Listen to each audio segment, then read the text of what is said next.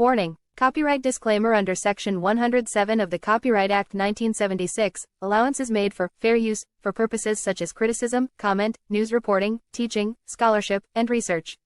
Fair use is a use permitted by copyright statute that might otherwise be infringing. Nonprofit, educational, or personal use tips the balance in favor of fair use. Immigration is not a right guaranteed by the U.S. Constitution to everyone anywhere in the world who thinks they want to come to the United States. Immigration is a privilege. It is a privilege granted by the people of the United States to those we choose to admit. Many American workers do not have adequate job prospects. We should make their task easier to find employment, not harder.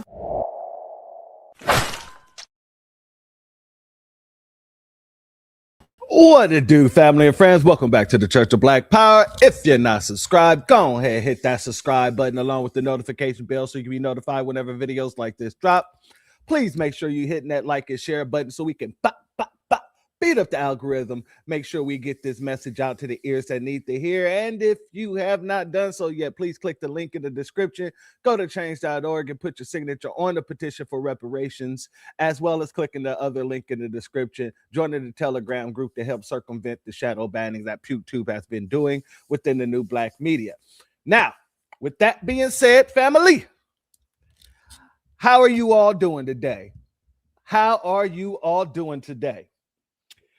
We got to talk about the birthright citizenship situation with the courts. Yes, I know there's some disappointment. There is some disappointment. But I'm going to be honest with you. It really shouldn't be. There really shouldn't be no disappointment. You know, when we understand the system of white supremacy, you know, white supremacists are going to white supremacists. And the fact of the matter is, many of us has been saying this and making it very clear.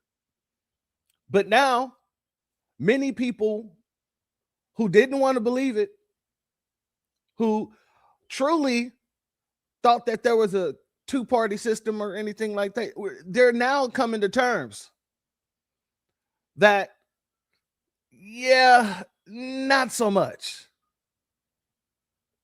Not so much.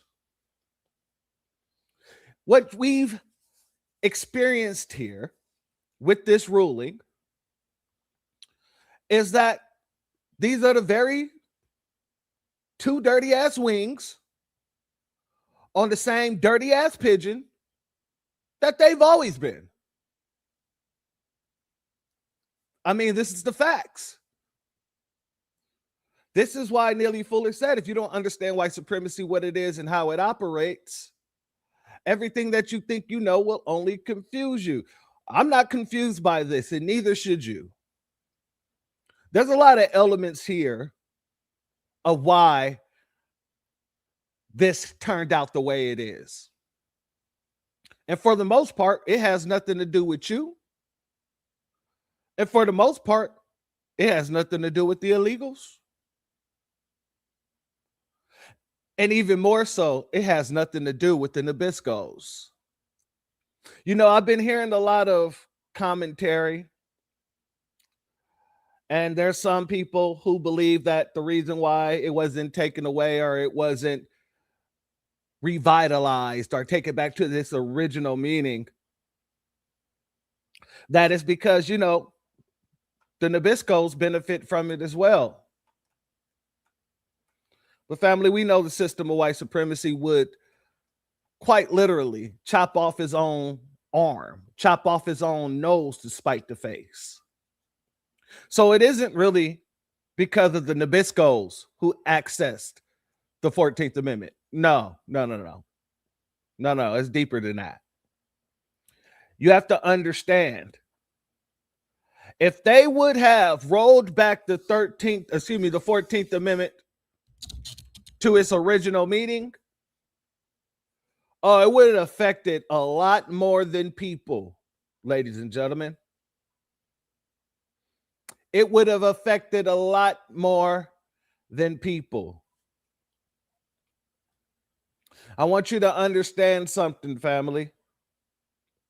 If they would have went back and rolled it back to the original meaning of the 14th Amendment, if the Supreme Court would have ruled and said out of their own mouths that the 14th Amendment was intended only for the descendants of the slaves, only for the American freedmen, if they would have done that, family, now they would have had to go back and they would have had grounds to go back. Excuse me. We would have had grounds to force them to go back. And look at some cases like, the Citizens United case. The case that gave corporations the ability to quite literally put their money into politics, into people's political pockets. Oh, don't think that wouldn't have been affected. You see, those clear-cut words, if they were ever said by this Supreme Court, that would open the floodgates for the corporations that are paying these Democrats and Republicans as well. Don't get it twisted. Do not get it twisted. This is going to cause issues with your APACs. This is going to cause issues with your NRAs. This is going to cause issues with any organization that's putting money behind any one of these politicians. No, family, this wasn't about you. This wasn't about me. This wasn't about the illegals, nor the Nabisco. This was about keeping the funding in the pockets of the very same people who pretend to be representatives on both sides. At the end of the day, I must go back to what my grandfather once told me about politics. He said, politics is like a triangle. The Democrats is like the left side of the triangle, and the Republicans are like the right side of the triangle.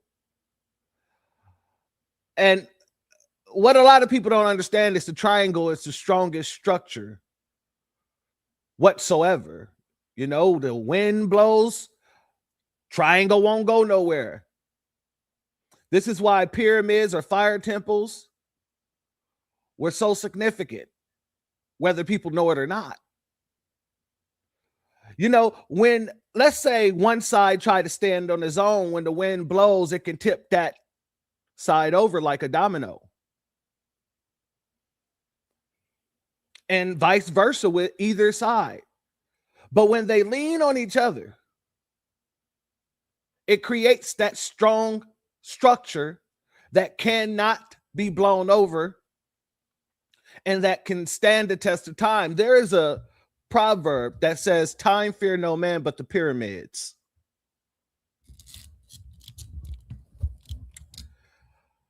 What I'm saying is, family, no matter how good the show may be, it's still a show nonetheless. Now, are everybody included within the show? Not all the time. But it still does not nullify that they're participating within a show. Whether they're living their Truman, their Truman Show reality or not, that's neither here nor there. But in this America, in these United States, everything is being done for a reason. Everything is absolutely being done for a reason, including the backlash. We're going to get into that. Everything is being done for a reason, including all the Democratic shills and their gloating. of something that really doesn't make any sense. Everything has its purpose. But family, trust me when I say, no matter what they're doing right here, it does not and it will not affect what we're doing over here. As a matter of fact, it only amplifies it. It turns it up. So let's get into it, family, because like I said, I'm not surprised. Let's go here. This was your makeup. This was your makeup.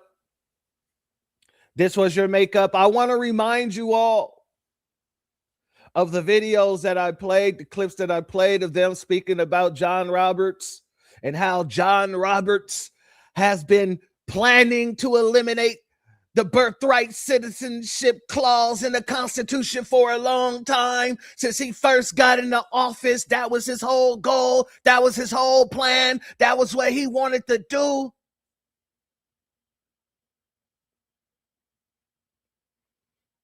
White supremacy takes all sides of the argument.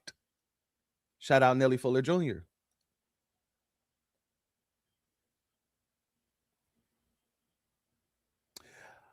Before we get all into this, let me go ahead and scroll up and give my shalom and salutes to everybody. One second. A B1 salute and shalom to our sister Andrea Jones, Anita Herrell, our sister Hurricane Nisi in the building. Much love to you, my warrior sister. Our sister Mrs. C. Phillips Davis in the building. Much love to you as well as our good brother Jesse Paris. Our sister Intrigue is in the building, as well as Honey Brown Sugar. Much love to you all. Thank you all for being here, as well as our sister Patricia A. Jones in the building. Much love to you. Our sister Priscilla Taylor, A. Jones, Brown Sugar, Brownie Sugar in the building. Much love. Got a lot of sugar in the house tonight. Let's get it in. Our good brother Zavon Scott is in the building, as well as our good brother Black RU. Much love to the both of you. Our sister Mrs. TT in the building. Much love to you. As well as our brother AO in the building. And our brother Och. Much love to the both of you. Thank you both for being here. Our sister Black Spider is in the building. Much love to you. As well as our sister Mrs. L in the building. Much love to you. Thank you for being here. And shout out to our sister Miss TT. Thank you for your super chat. Your donation is blessed tenfold. And I appreciate your contributions as always, family. Ms. Dell says she's prepping dinner, but listening, much love to you. Know you over there about to make something slapping. I just had me a turkey bacon wrapped hot link myself. Shout out to you. King Youngland in the building. Much love to you. Much love. Thank you for being here. As well as Larry in the building. Shout out to you. Thank you for being here. What's up to my warrior brother, Gary Williams? Thank you for being here, and thank you for your super chat. Your donation is blessed tenfold, and I appreciate your contributions as always, my warrior brother. Dedicated to Dr. Williams. Blessings, brother church, and my amazingly excellent FBA family. Shout out to you, my warrior brother. Shout out to our sister Only Pamela's Way in the building. Ruku is also in the building. Much love to you, and thank you for being here. Phoenix Hinton in the building. Much love to you, and thank you for being here, as well as our good brother Isaac Holloway. Much love to you. Thank you for being here, as well as 13 Mike Travels. Renaissance Woman. Much love to you. Primo is also in the building. Much love to all of you. Rashad Wallace is in the building. Much love to you. Make sure our good brother Eddie Foster, aka Boilermaker, is in the building.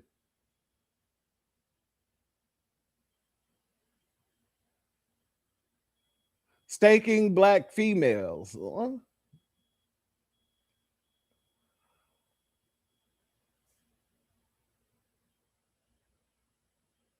I just want to make sure you got a weird name, family. I got to make sure that you ain't trolling.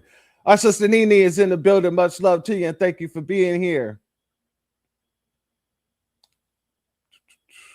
as well as Brenda Thomas in the building. Much love to you and thank you for being here. Our sister Southern Breeze in the building. Shout out to you. Number one Switchblade in the house. Much love to you and thank you for being here, as well as our sister Angelic in the building. Much love to you, my warrior sister. Thank you for being here as always. Damien Robinson in the building. Shout out to you and thank you for being here, as well as Gloria Reed in the building. Thank you for being here. And shout out to Brenda Thomas. Much love for your super chat. Your donation is blessed tenfold. And I appreciate your contribution as always, family. That thumbnail is bomb. Love it. Much love to you. And I'm assuming you mean this one right here. Because damn it, that's exactly what it is. Shout out to you, my warrior sister. Thank you very much for your donation. A B1 salute to Deep One in the building. Much love to you. Thank you for being here. Douglas Sullivan in the building. Much love to you. Thank you for being here, as well as our good brother Crew Reality in the building. Much love to you. Thank you for being here, as well as Only Us. I am Key Era.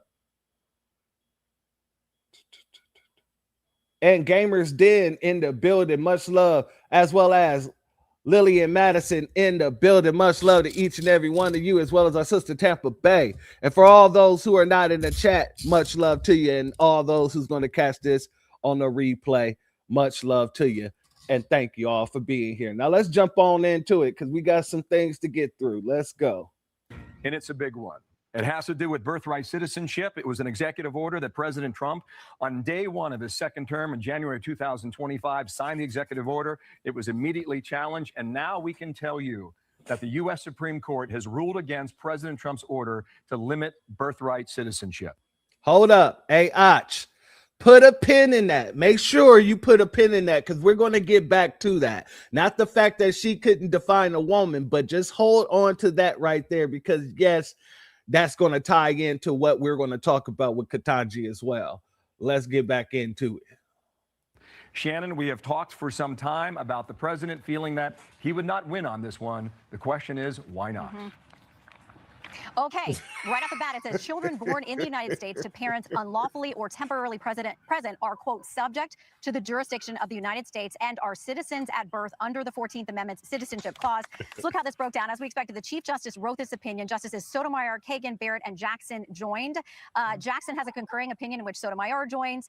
Justice Kavanaugh files an opinion concurring in the judgment and dissenting in part. The dissent comes from Justice Thomas. He is joined by Gorsuch, Alito, and then Justice Gorsuch apparently has his own dissenting opinion. So it is what we expected after the arguments here, and it looks like a bit of a split, but enough of a plurality coming together to say that the executive order that the president issued very quickly upon taking office is no good, and that if people are here, subject to the jurisdiction thereof includes people who are here illegally.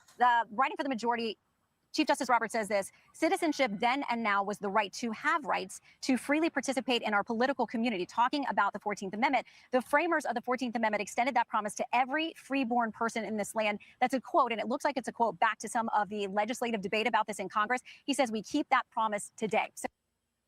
Now, family, we're going to get into some of the justices little talking points there, but I want you to notice, take very close notice, how the mainstream media, the lamestream media, has switched its position on Justice Roberts. The blue side, or the liberal side of the lamestream media, is now speaking highly of Justice Roberts, and the wording and the terminology that's coming out of the right side is words like treasonous, words like traitor, words like Benedict Arnold. Shout out to Tay, the man in the building. Much love to you. Let's go here, family. But Justice Clarence Thomas writing a 91-page dissent on why he thinks the court got it wrong. I am not sure that today's opinion will stand the test of time. The Citizenship Clause added greatly to the dignity and glory of American citizenship. Today's opinion devalues that citizenship. I respectfully dissent. Now let's go back there for a second, family. Let's go back there for a second. I am one of those people who are hard on some people, especially the coons, tap dancers, the Bojangles. But I will give credit where credit is due. Justice Thomas was standing on foundational Black American business. And that's why his dissent was 91 pages long. Oh, he made a very detailed dissent. And he made sure to quote the framers. And he made sure to make a great case. So when you read the majority, you can see how utterly ridiculous it is. But this also goes to show everyone this one particular situation has shown everyone what foundational Black Americans have been saying about our people, even if it's our coons, versus the need for tethers, and why they're replacing our people with the tether class. This is a great example because Tariq has said this several times over as well. So I'm just echoing something that he said, where he said, even our coons at some point is going to feel a need to do something for their people. Even our coons are going to feel the need at some point to kind of preserve their own selves and their own beings. But a tether don't feel that. A tether is not beholden to us. So when you read Justice Thomas' 91-page dissent, it reads as a foundational Black American who is saying, hey, hell no, this was not for you. This was directly for my people. And anybody who tries to make it about anybody else is then trying to erase what the purpose of this was for. And when you read Ketanji's and how she says that she's surprised that with all of Clarence Thomas' stance and all the racial blindness he's participated in when it came to Supreme Court rulings, that now he's trying to make this about race.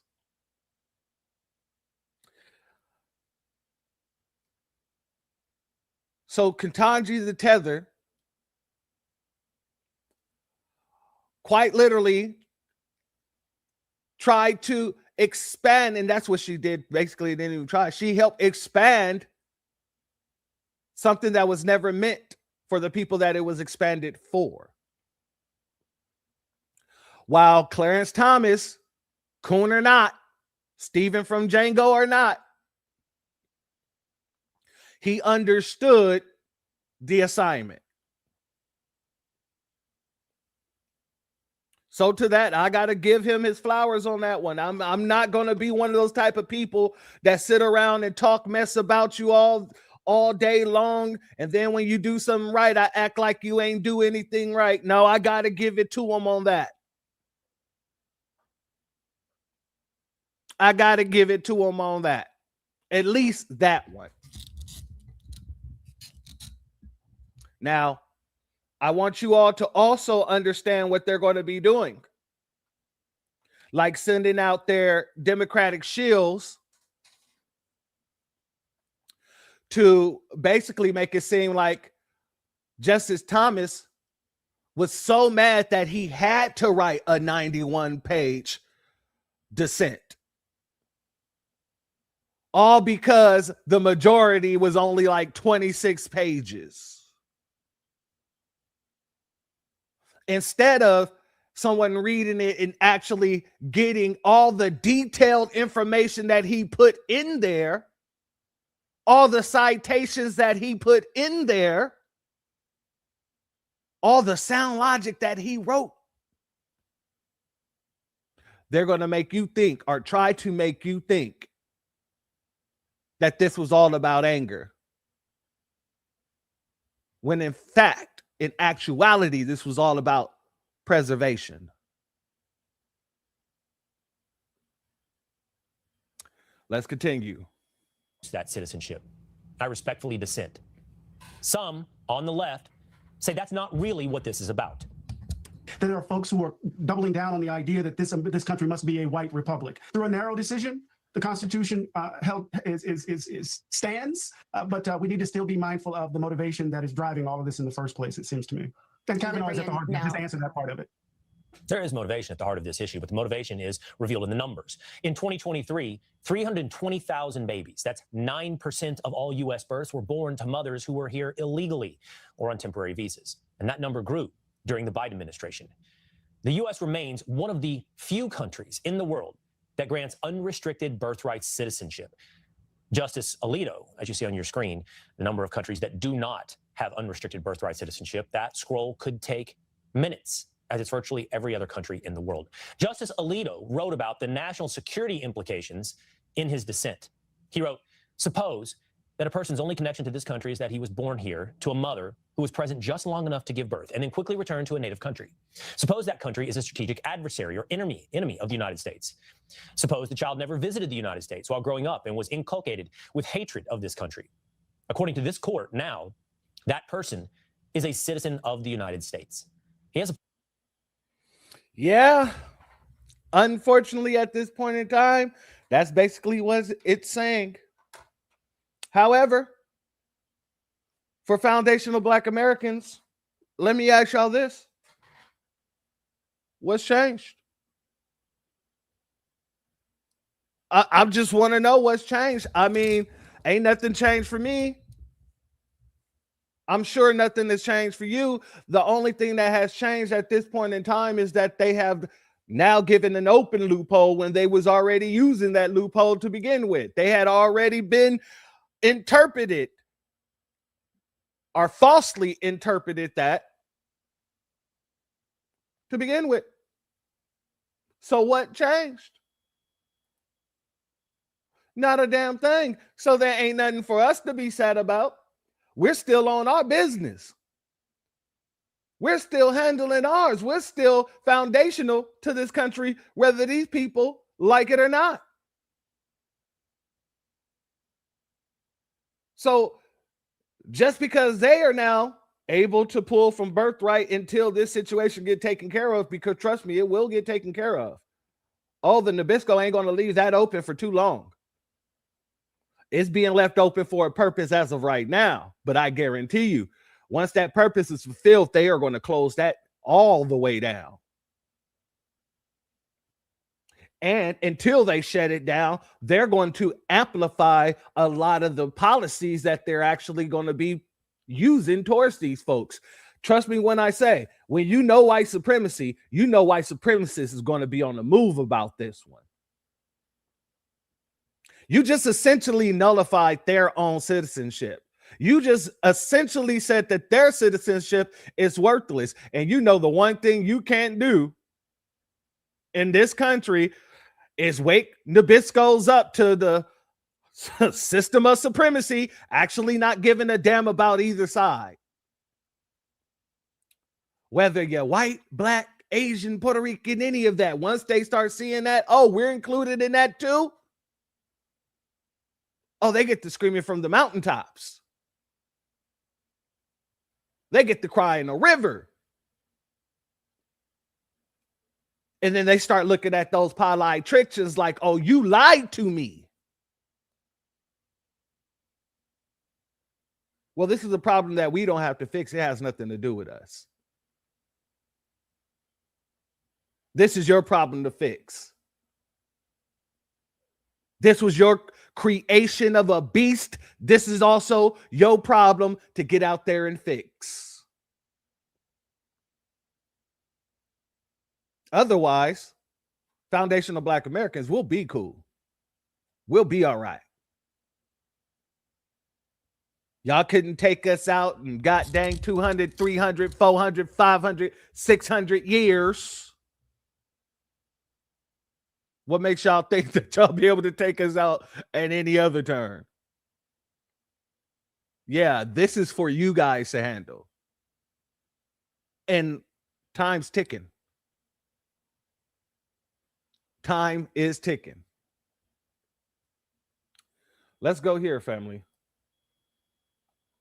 Like I said, I want you all to listen to how they are glorifying Justice Roberts now. David, are you reading some powerful comments from Justice Roberts? We can isolate this portion. Quote, citizenship then and now was the right to have rights to freely participate in our political community. Roberts wrote for the court, quote, the framers of the 14th Amendment extended that promise to, quote, every freeborn person in this land. We keep that promise today. Just your thoughts. Yeah, no, this is important because, again, what he was talking about is that, again, originally when the Citizenship Clause was adopted, it was to basically address what the court has called the badges of slavery. The fact that we treat. Oh, so you admit it. So they know, everyone know, right? There should be no discussion. There should be no discussion. So what you're saying is initially this was what this was for, and now we have interpreted this in a different way, knowingly that the interpretation is incorrect. You know, family, contrary to popular belief, there are mechanisms to have Supreme Court justices removed from the bench. Yeah, there are mechanisms, and you can impeach and remove Supreme Court justices if you believe that they committed treason against the American people. And if you knowingly, and I'm just speaking as a hypothetical here, we're just spitballing. I'm just spitballing around here, okay? If you knowingly misinterpret a situation in order to allow people to come and gain citizenship on the grounds of that misinterpretation, would that not be considered an act against the American people? Would that not be considered an act of treason? I'm just asking for a friend. Let's get back into it. People of African American descent as what? Not even as persons, but as saying they were property. In fact, the court says that in the Dred Scott opinion, that the Citizenship Clause overturns, and that the promise of Reconstruction, the promise of the Civil War that Roberts is saying, was to say that people based on their skin color are part of the American society, and then updating it in terms of his language here is that the promises of the Citizenship Clause is to say that what? We're not going to create two societies separate and unequal. We're not going to say that there are some who are citizens and who are here and enjoy certain rights, and that we're going to exclude others. And so to me, and again, it almost seems like he was writing this in anticipation it would get close to the 4th of July. You almost see a sense of what patriotism in his speech here, where he's saying that the idea of saying that we're all citizens if we're all born here. I think he's saying something to the effect of this is the American way. This is what the American promise is all about. That if we think about the story of America as a story of immigrants coming to the United States for what? For a better future. That's what he's trying to hearken in that language here. That's the what's the language that goes back about 300 years, 400 years of what America's the last best hope for many people, and that's what the Citizenship Clause is about, and that's what Roberts is trying to capture there. I think that he's trying to say that this is the American way. God, Lee, you come to America, you don't even have to be a citizen. You don't have to be any type of legal resident. All you got to do is drop off a baby, and that's the American way.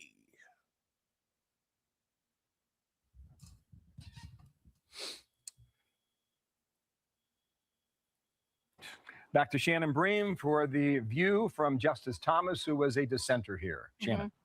Yeah, in his dissent, he gets to that point, Bill, that you're making there. The 14th Amendment was enacted in the wake of the Civil War, quote, with the one pervading purpose of securing equal citizenship for the freed slaves. He writes, it was enacted, as Justice Harlan wrote, to secure to a race recently emancipated the civil rights that other citizens enjoyed. So Thomas has always been about that was the purpose of the 14th Amendment. He goes on to say that the court, meaning the majority now, has repurposed the 14th Amendment to protect its own set of preferred rights that the Reconstruction Congress never contemplated and that cannot find support in the text. Today, the court does so by recognizing a constitutional right to citizenship for the children of all foreign birth tourists and illegal aliens. He uses very specific language there. Again, Justice Thomas adhering and agreeing with the government's argument, which they made here very passionately, that the 14th Amendment was about protecting the children of freed slaves and not what we've come to understand it as. You see his language there. He mentions birth tourism. It came up in the arguments, and clearly that's a very big concern of the dissenters. We also have dissents by Justice Alito and others, so we'll read those as well. Family, these folks know these are common sense goddamn bills. These are common sense situations. These, all you had to do was look back, because you look at what the founders intended when they wrote the bill. And when I say the founders, I mean the founders of the bill, not the founders of the country. But you look at what the writers and the sponsors were looking to do with this bill, and they clearly stated that it had nothing to do with foreigners. It had nothing to do with an illegal person being able to come over here and drop the baby off anywhere. But I want you to see something. So this is a poll that apparently Fox took. Now, we all know that, this doesn't mean everybody. This just means the percentage of the people that they polled, okay?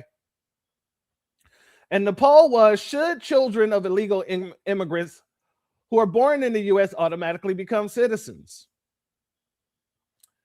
This is the poll. I want you to notice 91% of the Democrats who they said, yeah, they should be. 91% of the Democrats said, yeah, they should be. 44% of Republicans said, yeah, they should be. And 75% of the independents that they polled said, yeah, they should be.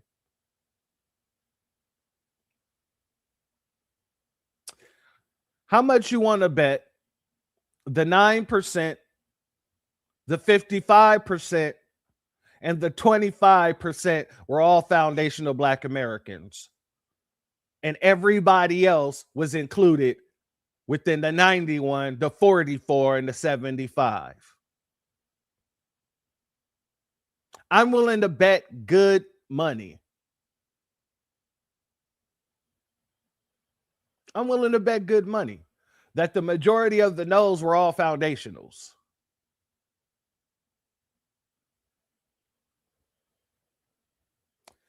That's just me. Shout out Delaney and James Brown in the building. Much love to the both of you. There's some polls by Fox News and others. So here's one from Fox News poll talking about the illegal immigrant and the citizenship birthright decision. Now look at this. 91% of Democrats say that yes, children of illegal immigrants who are born in the U.S. should automatically be citizens. And Republicans, 44% say yes, 75% of independents. I think those are frankly shockingly high numbers. And I agree with the Clarence Thomas dissent here, where he in his infinite wisdom said, why are we diluting what is essentially a very sacred thing to hold, which is United States citizenship? We don't just give it out willy-nilly, but apparently the majority of Americans and the Supreme Court think so. Yeah, this is an absolutely important and devastatingly bad decision for the future of the country. This decision that John Roberts authored is bad on the level of Dred Scott or Roe v. Wade. It's that bad. Previously, we had a policy of saying if you have parents who are here illegally and you're born here, you might be considered a citizen. But today is the first day that the Supreme Court has ever said that's a constitutional right. I'm glad that they're bringing up Dred Scott. You see how they're getting very specific? They're getting very, very specific, aren't they, family? I noticed that they have no problem being able to understand now who policies are supposed to be for. They don't have an issue with saying, this is dreadful. This was supposed to be for the babies of slaves. Dred Scott, for God's sakes. This is deplorable. And yet,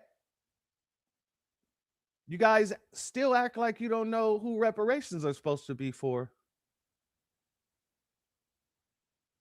Well, who will get it? How do we know who's who? And the same way y'all know who's who when it comes down to talking about the 14th Amendment.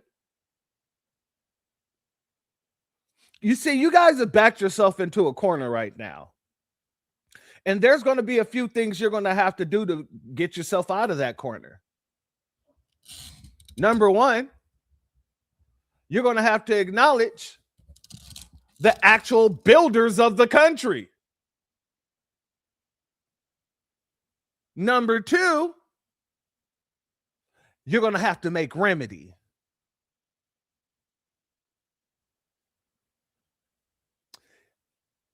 And number three, you're going to have to get out of our way. And by doing that, and only that, will you fight yourself out of this corner? Here's the thing. There are several things that Congress can do. There are several things that Congress can do to combat this ruling. However, the question isn't whether can they do it, it's if they're going to be able to. Here's the thing. Think about it like this, family. How much have Congress gotten done? And they got both houses in the Congress. I'm talking about the Republicans. They got a Republican president. What is getting done? They can't get the SAVE Act passed. The government's been shut down twice.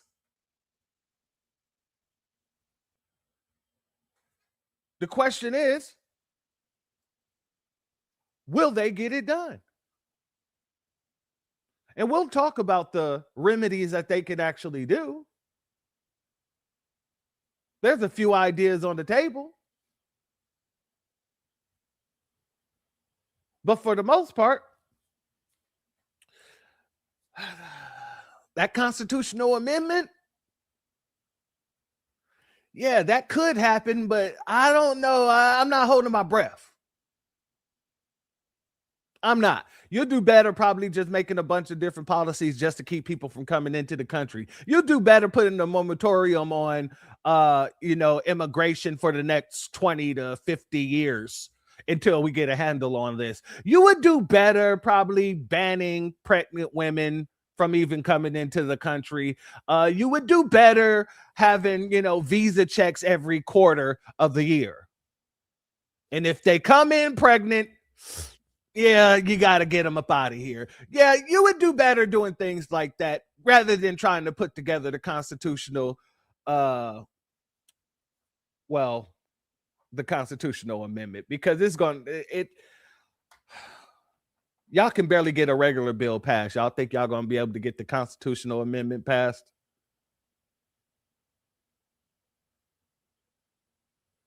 There are things that can be done, but the question is, will they be done? Can they get done? Or is it all the plan to rave like you upset, like a bunch of lunatics, and never get anything done to begin with?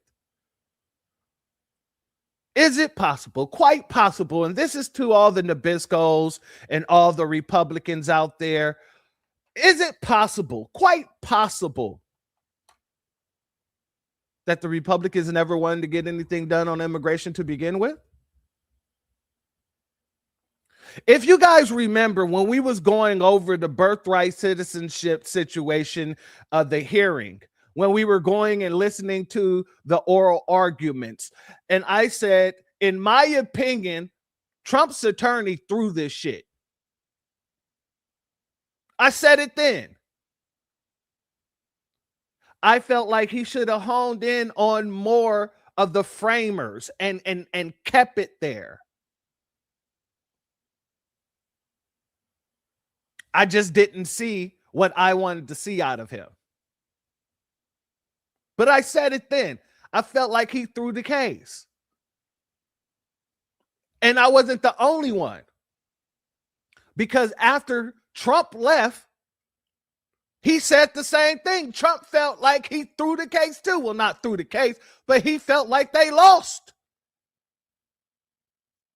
He said, if anything, he feels like there was going to be an 8-1 decision.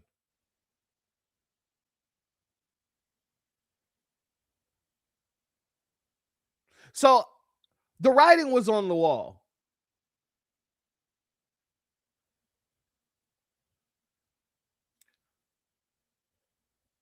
My thing is this.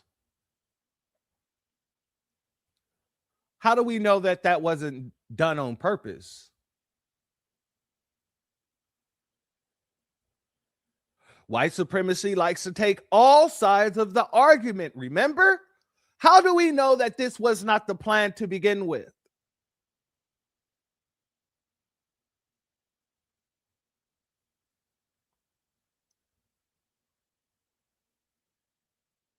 I'm just saying.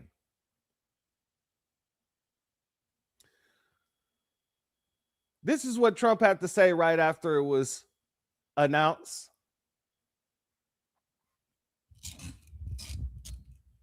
I would like to congratulate President Xi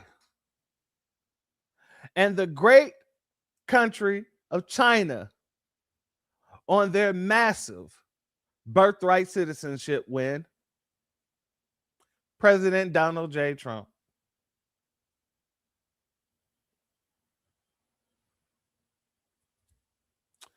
This is what else he had to say.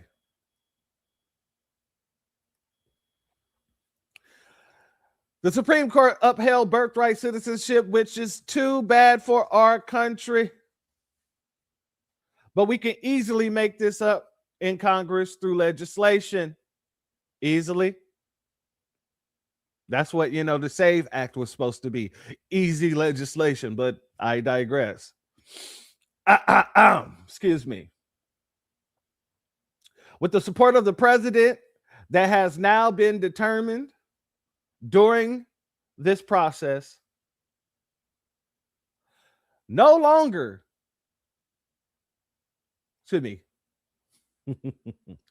no longer an unwielding constitutional amendment is necessary.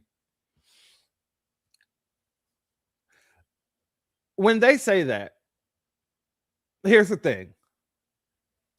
Let's say, let's hold off. Let's hold off. I'll get to that in a second. Let's do that in a second.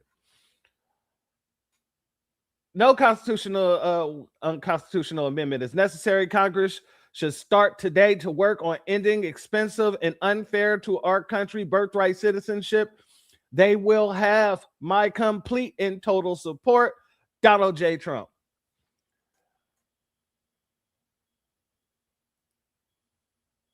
And this is what J.D. Vance had to say. Let's go here. What is the administration prepared to do to protect the country, and what can it do after this ruling? Well, one of the things we're going to have to do is just continue to enforce the border, Laura. This was a very disappointing ruling from the Supreme Court. Of course, we respect it, but we also think that it was a major, major mistake, as Justices Alito and Thomas pointed out. One of the things that might invite, Laura, is people to come here quite literally on a vacation, give birth, and then all of a sudden the child and their family have the full benefits of American citizenship. It's just a preposterous ruling, and the absurdity of that outcome suggests why the Supreme Court should have went the other way. Now, I know a lot of conservatives, Laura, certainly the people that I'm talking to, that you're talking to, are extremely disappointed in this. I do actually think there's a really big silver lining here, and that's the simple fact that a lot of legal experts expected this case to go the wrong direction by 7-2 or even 8-1. The fact that this case was a 5-4 decision effectively means that the concept of birthright citizenship, which is an absurdity to the 14th Amendment, that concept is hanging by a thread. And so what I take from that is, yes, we've got to fix the immigration system even more. We have to be even more aware of who's coming into our country to make sure that they're not benefiting from this atrocious Supreme Court ruling. But it also means that we have to keep fighting, Laura, because we actually have an opportunity to reverse this decision, just as we've reversed so many bad decisions throughout the generations. All right. Now, what I wanted to say was there's a lot of folks that were saying, hey, well, Congress can just write a bill interpreting or reinterpreting what jurisdiction held to the jurisdiction and thereof, right? They can write what the jurisdiction mean. They can write who they were speaking about and who it pertains to in the bill, pass it, have the president sign it, and then allow it to go back to the courts, because Kavanaugh kind of alluded to that, said Congress has the power to do so. However, here's the thing. When Congress rules on, let me rephrase that. When the Supreme Court's rule on something, right? If they rule on a bill, they rule on a law and say that a law is unconstitutional, or the law, it violates the Constitution or equal protection or whatever. But let's just say that you got a bill and they say that you can't use this bill, it's a violation. Well, Congress can go back and write another bill to cancel out what the courts just said. So if it's a bill, if it's a law, and the courts throw it out, Congress can write a law into place that will bring that law back into place, and that super exceeds what the Supreme Court did, or the ruling that they made, the decision that they made on that. Now, if it is a constitutional issue, once the Supreme Court rules on that, the ruling is final. You need either a constitutional amendment to change it, or you're going to have to find other ways to go about it, like removing justices and things of the such. But if it's a constitutional question, which this was, that's going to be there for a second. You're not going to be able to just remove that decision using Congress. It doesn't work like that unless you have a constitutional amendment put into place. So that's the problem that they're going to find themselves running into. However, let's get into some of these crash outs, shall we? What the Chief Justice, John Roberts, his wingwoman, Professor Amy Coney Barrett, and the three liberals have done with this birthright citizenship ruling is they have ruled that anyone who comes to America and plops out a child has birthright citizenship for that child, and you can't get rid of them. That means Chinese birth tourists can come here, have their kid. 1.5 million of them have done this already. Chinese birth tourists come to America, have their kid in America on American soil, take their Chinese kid back to Beijing, never step foot again on American soil, have no allegiance to the United States, and that kid gets American citizenship. That kid gets Social Security. That kid gets American benefits. That kid can mail in his ballot to vote in American elections from Beijing when he's 18 years old and never have stepped foot in the United States. That's what this birthright citizenship ruling does. This is an egregiously bad, wrong ruling. It is the most serious violation of our most crucial sovereign power as American citizens, as we the people, the sovereign citizens of America, to control who comes and goes and who becomes one of us. What we have taken this post-Civil War birthright citizenship provision to give birthright citizenship to the children of the freed slaves, and now these narcissistic justices, the Chief Justice John Roberts and Amy Coney Barrett, along with their 3 Marxist Democrat appointees, have opened the door and given birthright citizenship to anyone who steps foot in America and plops out a child. So here is the solution there would have to be a constitutional amendment to change this, which is nearly impossible to do. So here is the solution. The Senate must pass the Save America Act now. The Senate must move immediately. And then the Trump administration, Mark Wayne Mullen, needs to move immediately to detain every illegal immigrant that they can find, especially birthing age women, birthing persons, as Democrats call these women. Any woman, illegal alien who is capable of having a child, needs to be rounded up first. They need to be put in third countries while they're going through the immigration process, and then they need to be expelled immediately. If you're going to constitutionalize birthright citizenship, as the Supreme Court has done today for illegal aliens, Tren de Aragua, MS-13, Chinese birth tourists, we need to get vicious with our immigration enforcements. Shout out to FBA Unity Church. They're devaluing our citizenship. This is very bad. But bad for whom?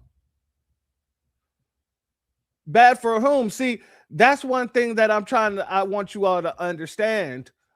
This isn't bad for us. No. This isn't bad for us.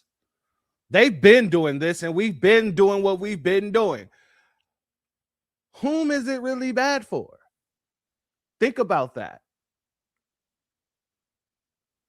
Because we have this saying, shout out to Jason Black, if we can all live comfortable, we can all live equally uncomfortable, right? So who are the people that's going to be living equally uncomfortable in this situation? The people that are actually crashing out about it. If you notice, we're not all online crying all over the place, falling down. Oh my God! 13, they just took the 14. They upheld it. They upheld it. We ain't doing none of that. No. We're going to be good regardless. That's the thing. That's the whole point of this. So now the Nabiscos are looking at, they didn't want to be on the same footing. But guess what? Not only are you on the same footing, but you're less than what the hell you thought you were 2 days ago. At least when it comes to citizenship.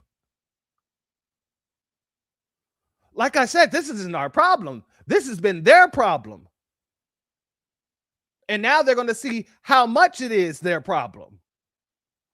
They're going to get some of that equally uncomfortable business until they get up in there and clean this up. There's a spare dustpan in the closet back there. They can go and clean it up. But shout out to you for that as well, family. Haven't we all, shout out to Intrigue, haven't we always made a way without help? We good, we fine as wine. Shout out my sister. And shout out to our sister Val Hawkins in the building. Much love to you, as well as Flowers Galore in the building. Much love to you. Thank you for being here. Now, let's head here. Jesse, how do you feel about this? Pay attention. Jesse, how do you feel about this? I'm angry. Are you? Jesse, how do you feel about this? I'm angry. Are you? Jesse, how do you feel about this? I'm angry. Jesse, how do you feel about this? I'm angry. Are you? Alito said we blew it. He said in his dissent, this was one of the most important cases the court's ever seen, and we blew it. He and Thomas were basically like, yeah, this devalues and degrades U.S. citizenship because it opens it up for anchor babies and for birth tourists. Now, the Chinese communists could take their pregnant wife to Guam, have a baby, fly the baby back to Beijing with a U.S. passport, and then that baby, when he's older, can get U.S. welfare, he can vote. Technically, when he's 35, he could become president of the United States. That's the stupidest thing anyone ever thought of. Literally, the senator who put this out in the 19th century said it shouldn't involve foreigners, aliens, or families of ambassadors. Everybody agreed at the time. The guy that sponsored it, the guy that initiated it, the architect of this 14th Amendment, the AG, the president at the time, Grant, all said, yeah, no foreigners, no visitors. Well, this was also before airplanes. So no one could imagine enemies of the United States flying here to have babies that 18 years later they could use against us to sway elections, soak up welfare, and then steal our defense technology. Because that's what they do. They steal it. So I'm annoyed. And they're using migration as a weapon against us. And the court didn't protect us. And the Democrats are in cahoots with this. They like it because they like it for money and power. So obviously we have to agree with the court's decision. Congress not going to do anything about it. And I think the DOJ has to ramp up prosecutions of birth tourism fraud. And Trump's got to deport even more because this is demographic destruction. All right, let me say something that he didn't want to say there. Let me go ahead and Scott, hey, man, let me tell you something. I'm gonna say something that a lot of people probably never thought that they hear me say. Because everybody thinks that I'm just, this Republican guy. I'm neither one. But I gotta say this. You can't blame the Democrats for this one, buddy. Oh, you can't blame the Democrats for this one whatsoever. You got to blame the man of the hour. You got to blame your Republican there, buddy. Your judge there, buddy. Your Justice Roberts, buddy. You got to blame your Justice Barrett. And you even got to blame your Kavanaugh. Because even though he wrote a dissent, he still voted with them people. He still voted with the liberals. He still voted to uphold it.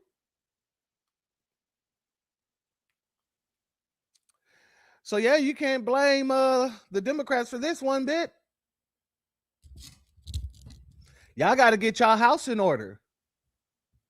These were judges put on a bench by Donald J. Trump himself.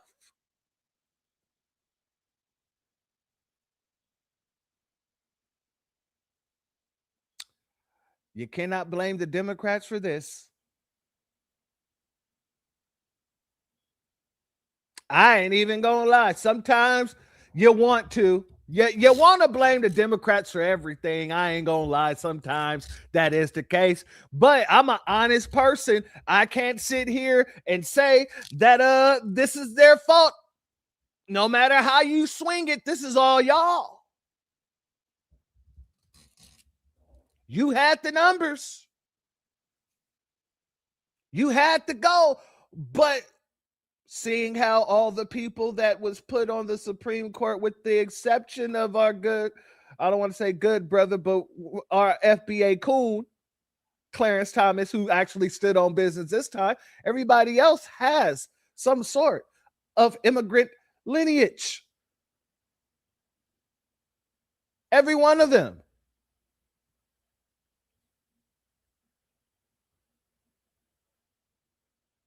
I'm just saying, we got to call a spade a spade. I don't like looking at zebras and someone trying to tell me that it's a giraffe. I don't like to be walking my dog only for somebody to think that it's a tiger. Don't tell me it's raining when somebody is pissing off the damn balcony. Y'all got to get your house in order over there. That's why y'all mad right now. Because y'all thought the system actually worked for you. Convince your poorest Nabisco that he is worth more than the richest black man, and you'll have his money for the rest of your existence. This is basically what you guys are.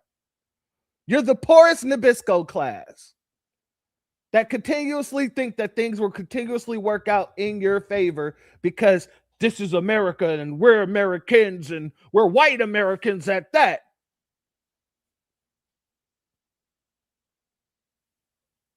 When it all comes down, when it all falls down, many folks are finding out you're just as much as a nigga.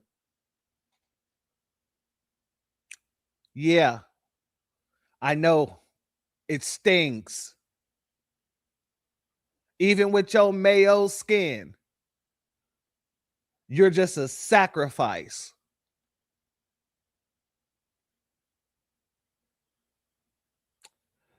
Let's continue, shall we? Exactly. America outplayed itself.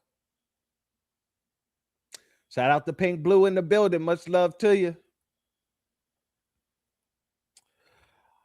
While that was hilarious, this is going to be even funnier. Shout out to our good brother Damon Reeves and our brother Leonard Dayuta in the building. And my good brother still Kevin Trees. Also, lover of truth in the building. Shout out to you. This one's going to be a little bit more hilarious. Jesse, go ahead and bring on up Stephen Miller. Let's let Stephen Miller get his say off too. But this is absolutely a deep knife wound in the heart of the American Republic. Look, Jesse, I can step tomorrow on the deck of a 747. It does not mean that I am the pilot of that plane and I'm qualified to fly it. Just physically being on U.S. soil does not make you a citizen or qualified to carry on or capable of executing the inheritance of this country. We have people from all over the world, from third world nations, nations that on their own would have never invented the wheel, let alone modern technology, let alone medicine, let alone air travel. And they can just come into the country, have a baby at a hospital, paid for by you and me, and then that baby's automatically a citizen. That baby can sit on a jury when he turns 18 and sit in judgment of you, and sit in judgment of me, and sit in judgment of our loved ones, can decide who our mayors are, our governors are, our presidents are. But this is absolutely a... But there's a deeper point that you raised that's really important, Jesse. In most countries, normal countries, you can come as a tourist, as a visitor, as a temporary worker, etc. And the country's just making the decision to let you come here for a little bit and then go home. But if you have birthright citizenship, it means if a person comes here 9 months pregnant to go look around at some things, in a couple of weeks, that is the mother of a lifetime American citizen and a direct line into American cash and welfare for the rest of that child's life. Right? So you have to Are we banning pregnant women from America? Are we banning foreign pregnant women? Well, what I'm saying, Jesse, is that you have to now think very carefully about who you let into your country, even on a temporary basis, because the possibility, as you said, for birth tourism, right? The idea that people come here just to have babies on American soil, and that baby gets to be a citizen for life. So you have mothers that come in, fully pregnant, have a baby, go home, and again, that baby gets Medicaid, and that baby gets welfare, and that baby gets cash assistance, and can send, leave the baby with, a cousin, a relative, whatever, and then just send welfare checks back home. You can support a whole family in the third world. So yes, you can't have the kinds of immigration programs other countries have when you can just have a baby here, and now that child is an American citizen. So there's a lot of things we're going to have to take a hard look at, Jesse. Yeah. One of those things you might have to take a hard look at is called a mirror. Because a lot of the things that you was talking about, they could have never built the plane, the technologies and things like that. Most of that stuff was built by us. Jesse, Steve. I mean, these folks be talking as if they created the greatest society in the world out of thin air, as if they was not eating each other in Jamestown.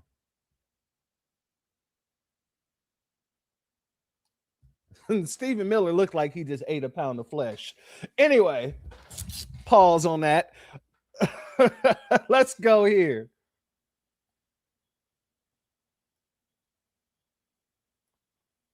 What's your first reaction to this massive blow to the Trump agenda to try to fix America? Well, first of all, I certainly think that it's disappointing, for all of American history, and certainly since the 14th Amendment was adopted, which is what is being referenced here. We've always understood that there are certain people who are born in the United States geographically who are not American citizens. That would include Native Americans who maintain tribal relations. It would include the children of foreign diplomats. The children of an invading army have never been considered American citizens. And I think that the same logic obviously applies to illegal aliens. You know, if somebody started in South America and traversed across 10 different countries to show up at our southern border, cross our border, and have a child, I don't think that it makes any sense constitutionally, legally, or just based on common sense that person would be given the same American citizenship protections that everybody else who is born in the United States should have. So I think that the ruling itself is disappointing. Yeah, you know what? And shout out to our good brother Ayo. They incentivize it. And this is what I was just about to say, my family. If it's disappointing, then y'all need to be getting at those goddamn businesses that are incentivizing these people to travel over here to begin with. Oh, there's things that could be done, family. There are things that could be done, but the question is, and it remains, will they do it? That's the question. If you go after these companies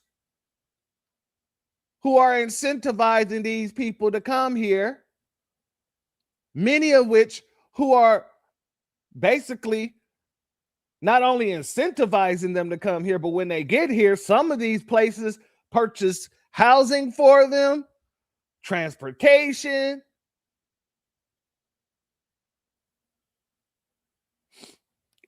I mean, this is something of your own creation, and this is my point. Do they really want to get something done, or do they really oppose immigration? It doesn't look like it.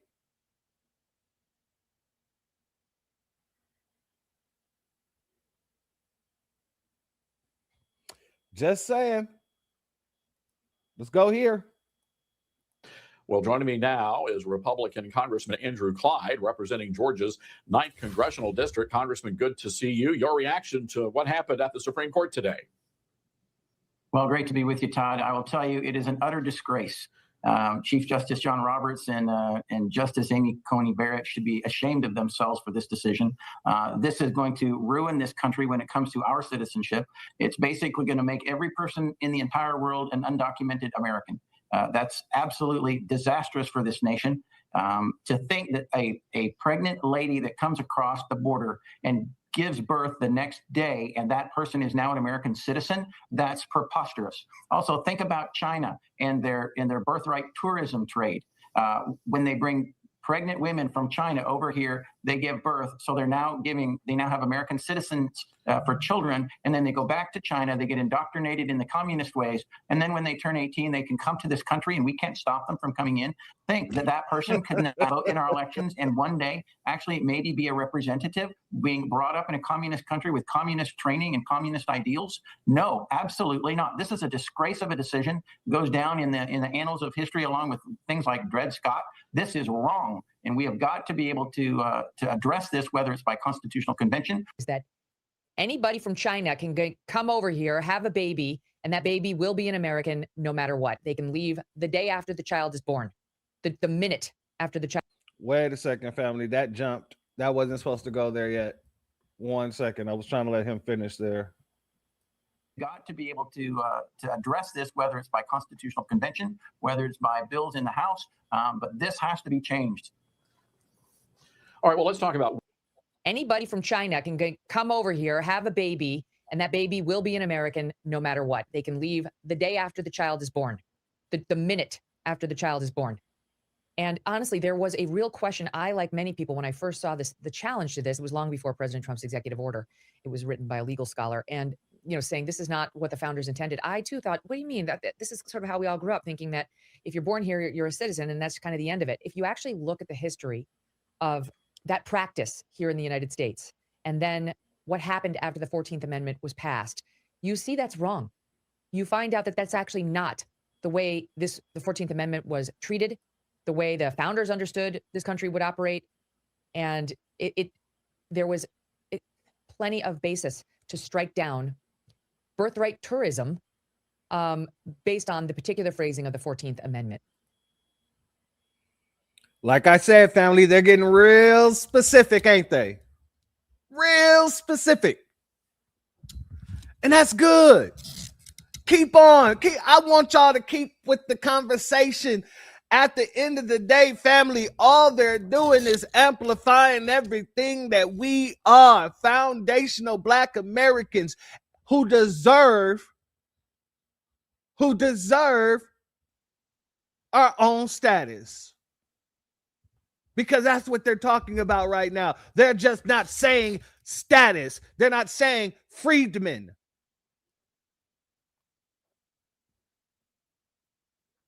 But that's what they're describing. They're describing a specific status of people.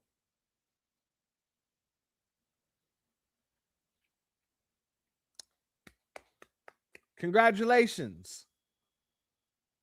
You guys are finally picking up on what the hell everybody else is.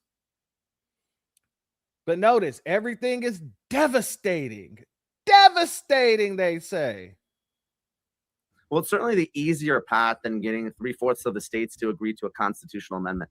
I think what Justice Kavanaugh is saying is somewhat of a middle ground. The Constitution doesn't prohibit it, but there's a more than 100-year statute on the books that does. So the president would still need one of the majority justices to either flip, retire, or sadly pass away, because there's still 5 of those justices that do say that this is constitutionally prohibited. Again, if there is a change by just one justice in the makeup of the Supreme Court, this could shift in the other direction if, of course, Congress could pass the law, get past the Senate filibuster, and, of course, be signed into law by the president. So we're actually a lot closer to getting rid of birthright citizenship than a lot of people anticipated years ago. Again, I thought that if you asked me yesterday, this would be a clear win for the ACLU against the administration, but it certainly wasn't as definitive as many people thought. So again, one shift in justice could definitely change things. So this man says that they're actually closer to getting rid of birthright citizenship than they were before. That's interesting. Very interesting, to say the least. I don't understand how that would be, but okay. If you believe that that's going to happen, more power to you. More power to you.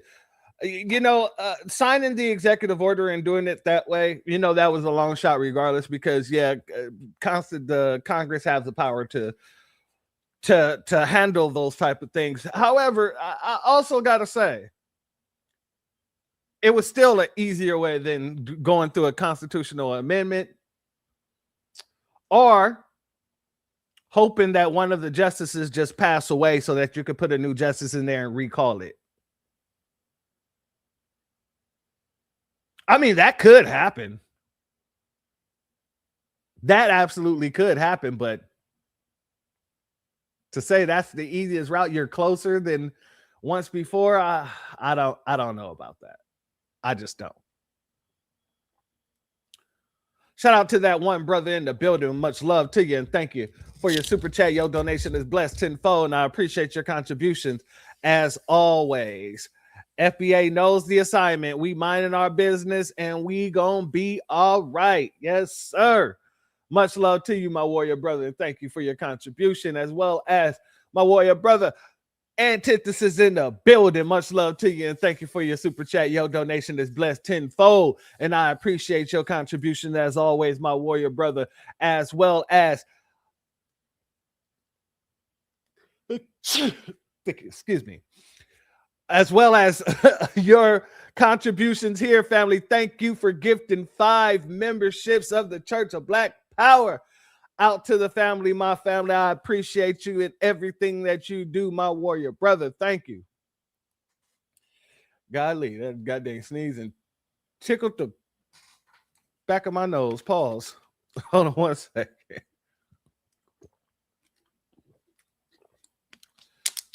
Now, I want to go here because this right here was hilarious and interesting. Shout out to Andrea Jones. Thank you for your Cash App donation. Your donation is blessed tenfold, my warrior sister, and I appreciate your contribution as always. Thank you all. Thank you all for the blessings.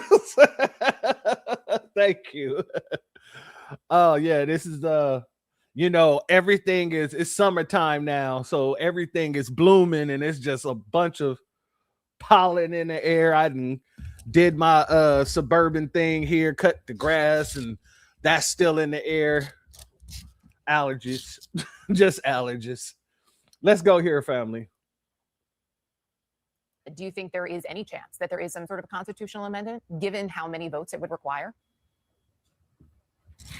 So I think something like that would have to come from the states. I think that what the Congress can do is implement the change that Justice Kavanaugh mentioned in his opinion to Section 1401, if memory serves, of the INA, where Congress can accept out those who are illegally present in the United States. But that still wouldn't deal with, for example, birth tourism, which is a full-blown industry in this country, where they invite people in, they get tourist visas, give birth. Their child is an American citizen under this ruling, which is what they're taking advantage of. In California, 42% of the people taking advantage of that are from China, our premier global competitor. I'll put it in friendly terms, on Earth today, and they're taking strategic advantage of the weakness, apparently now, according to the Supreme Court, in our Constitution, not just our laws. And so fixing that is very important for strategic national sovereignty purposes. I would point out the numbers on birth tourism are not clear at this point. Not that there aren't concerns about it, but also important to note when you talk about potentially a constitutional amendment that the American people, in terms of polling, the American people, in terms of polling, do overwhelmingly support birthright citizenship as it stands now. Ken Cuccinelli, we appreciate you taking the time to join us. Thank you. Boy, you are a left-wing hack. Wow. I agree with them. Support birthright citizenship as it stands now. Ken Cuccinelli, we appreciate you taking the time to join us. Thank you. Boy, you are a left-wing hack. Wow, it's unfortunate that you felt the need to say that. I appreciate you coming on to answer fair questions. Fair questions?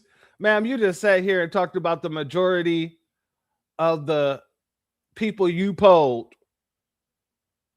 support birthright citizenship when he was speaking about birth tourism.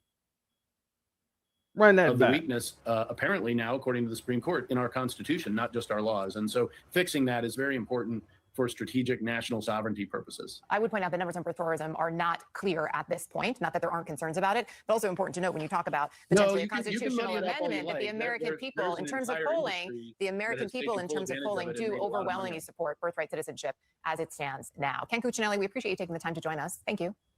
Boy, you are a left-wing hack. Wow, it's unfortunate that you felt the need to say that. I appreciate you coming on to answer fair questions. Family, shout out to our sister Black Spider. This is a perfect analogy here. This is turned into a waiting game. Well, at least for us. At least for us. Because here's the thing. This is pissing off the Republicans. But I want you guys to understand something. This may just hurt the Democrats' chance in the midterm. Oh, yeah. Because here's the thing. If they are trying to do something through Congress, they're not going to be able to get anything done if the Democrats take back the House.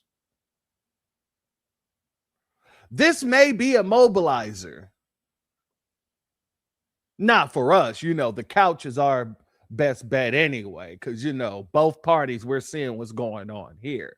But that's the true fact right there. This could hurt the Democrats as well.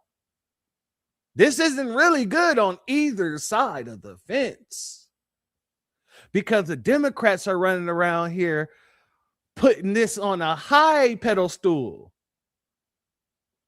As a matter of fact, you know what? Before we get to the Democrats, hold on. Give me 1 second. Let's go here real quick, because I want to. There's just a few more people I want to get through. This is what DeSantis, the snowflake, had to say. I just got word the Supreme Court has upheld birthright citizenship for illegal aliens, rejecting the limits proposed by Trump. Look, I haven't had an opportunity to read that opinion. I don't know whether they have at least given Congress an ability to legislate something differently. But when they did the 14th Amendment, what they were trying to do was overturn the Dred Scott decision. Dred Scott said that the Supreme Court in Dred Scott said Dred Scott wasn't a citizen because he was black, he couldn't sue, and Lincoln rejected that. And so what they wanted to say is, wait a minute, no, you're a citizen, regardless of race, and we're going to correct that injustice. That was the purpose of it.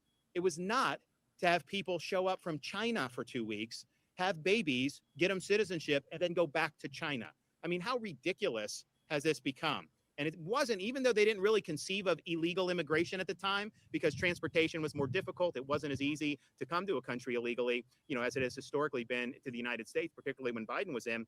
But they never would have thought that somehow people coming in against the wishes of the people who are responsible for electing people and writing the laws, that you come in against the law, have a kid, and somehow that's an American citizen as well. So I think in terms of the original understanding, they never conceived that it would end up being this way.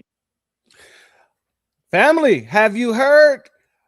So many people know Black history all of a sudden. Have you ever seen a group of people go from 0 to 100 when it comes to foundational Black American history like they have done with this case? Oh, yeah. Yeah, I'm loving it. I'm loving it. Let's go to Wesley. Here's what Mr. Hunt had to say. Especially when it comes to the 14th Amendment, I was going to talk about my personal family history. My great-great-grandfather was born on a plantation. The 14th Amendment was for slaves that were brought into here under bondage to give them the right to vote. So the idea of somebody coming into this country, then having a baby, and then that baby just simply being an American while their parents return back to their home of origin, that's not why the 14th Amendment was actually constructed. So we need to get that right. I think Congress can and should do that, though? I mean, we can and we should, yes. Okay. And time's running out. I mean, we are aware, but that doesn't mean that we don't try. Especially when it comes to the 14th Amendment, I was going to talk about my... Wesley said they're aware time is running out, but it doesn't mean that they won't try. Notice the word he said, try. He didn't say, I know time is running out, but we're going to get it done. He said, we're going to try.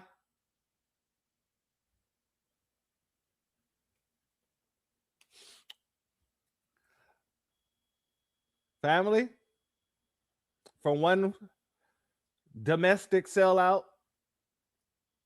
to a foreign coon. This is what Byron Donalds had to say. A terrible ruling from the Supreme Court. President Trump is right. Birthright citizenship has been abused beyond recognition.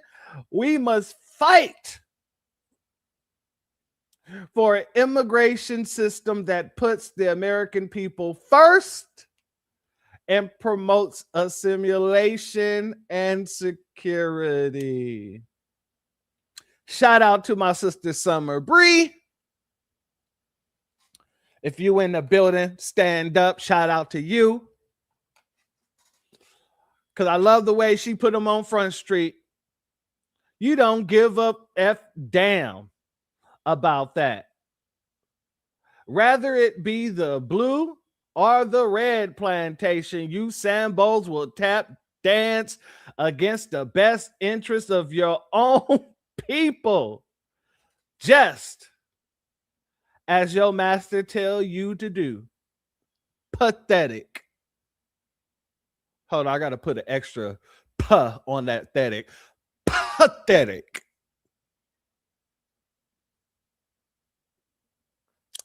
Family, none of these folks are liking us on either side right now, but the truth of the matter is they're both doing the same damn thing. Now, I want to show you exactly how the Democrats have been reacting, because the Democrats been out here loving the crew. They've been out here talking on why this was the only situation that could have happened. But also, I want you to notice the think tank talking points that they're all starting to come out with, talking about that it isn't a win because instead of them having a 6-3 vote, it should have been a 9-0. They're mad that they didn't get a unanimous decision.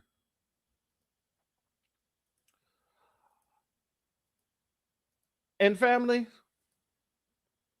I want you to pay attention to that talking point, because that think tank talking point trickle its way down to the shills, the paid Democratic shills. That's how you know who is actually getting paid, when they're using the exact same talking points as the politicians. Shout out to Affectionate Earth in the building. Much love to you. Thank you for being here. Democrats are a joke. I'm about to make you laugh then. Let's go here. Kristen Clark, one of Biden's puppets. Your overall reaction to what the court held and the narrowness of the constitutionality as it was resolved. Well, I was in the court today for this blockbuster ruling, right? The court often saves the kind of most monumental decisions for the final day of the term, and that they did. But look, birthright citizenship is a longstanding precedent in our country. And in this powerful ruling issued by the Chief Justice, he has made clear that you can't write that right away. Birthright citizenship is the law of the land. It is enshrined in the Constitution. And this decision, at the end of the day, is unequivocal rejection of President Trump's effort to rewrite the Constitution. But I wish I could stand before you today and say this ruling was only good news. But it is not. While we won the case today, we also got a grave warning about the future. What should have been a simple, unanimous, open and shut decision was dangerously close. Clarence Thomas, Neil Gorsuch, Samuel Alito, and Brett Kavanaugh failed to recognize the fundamental constitutional right to birthright citizenship. 3 of those 4 justices would have allowed Donald Trump to rewrite the Constitution and overrule Congress with an executive order. These 4 men, so blinded by partisanship and extremism that they act like they can't see the words in the Constitution. They can certainly read, but they are not following their oath to protect the Constitution and the rights of the people in this country. Shame on them. Shame. If these far-right justices are ruling against our rights, even when they're written down black and white in the Constitution, then nothing we hold dear is safe. So today we may breathe a sigh of relief, but we also recommit ourselves to the fight to protect the rights of all citizens. And the way we do that is reining in this hyper-partisan Supreme Court. Send in the clowns. Hi, Congressman. You're here celebrating the Supreme Court ruling on birthright citizenship. Well, I don't know that I'm celebrating it. Okay. I'm here to talk about it. Okay. And I'm saying that I'm not necessarily celebrating because 4 members of the court did not agree wholeheartedly with the decision. And this is one of those seminal moments in time. If they had decided that this case could be won by the president's executive order, that an executive order could eviscerate and eliminate what's in the 14th Amendment to the Constitution, then nothing would be safe. That means that judicial review could be eliminated because judicial review is not in the Constitution. That comes in Marbury versus Madison, a case. So nothing would be safe. I'm proud that they did what they did, meaning the 5, but I'm not sure that celebration is a word for me. I would say that I'm relieved, but I don't know that this is the time to celebrate. The fight continues. The fight will continue until liberty and justice for all applies to all in this country. So what do you have to say to Americans who are concerned that, millions of illegals have been let into this country? Until liberty and justice for all applies to all in this country. So what do you have to say to Americans who are concerned that, millions of illegals have been let into this country? They then have a child here in this country, and then that child is in turn an American citizen. Isn't that sort of detrimental to the future of our nation? Well, here's what I say. I don't define people as illegals. Once you say that a person is with your breakfast this morning, Admiral? People as illegals. Once you say that a person is an illegal, you now give people a license to do things that are dastardly and can hurt persons. So I don't start with the premise that human beings are illegals because they happen to be in the country and undocumented. I respect humanity. I think that those who say that have little respect for the humanity and the decency that should be afforded those persons who are here. And family,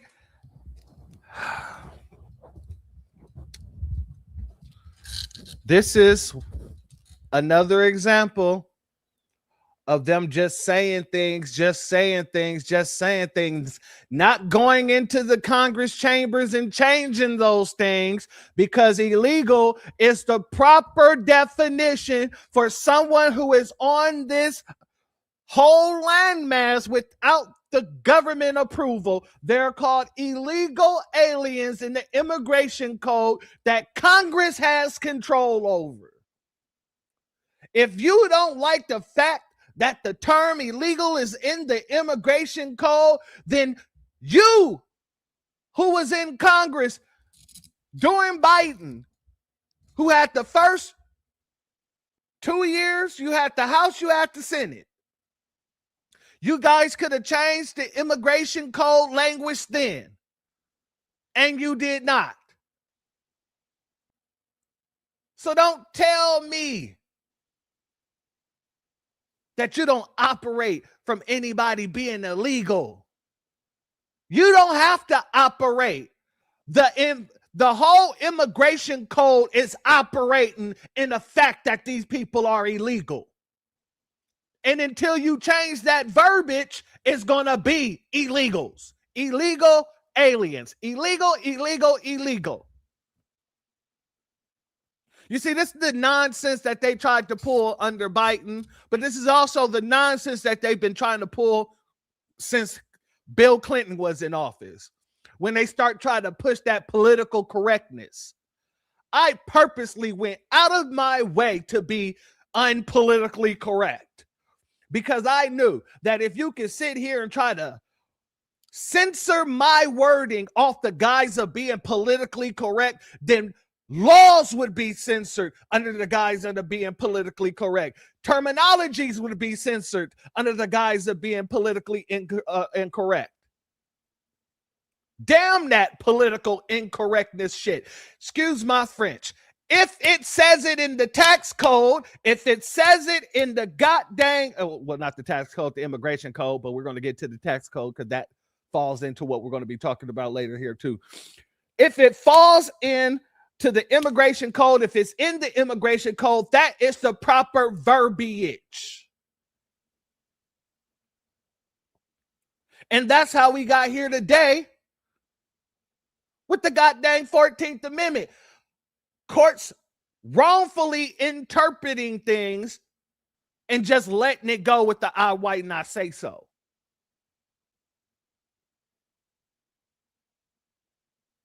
So whether or not you consider them illegals, they are illegals, and you are the problem.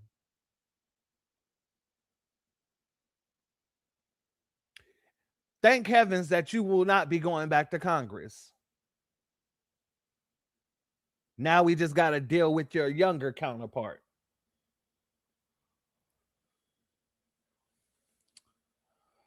Family. Let's go here. Send in the clowns.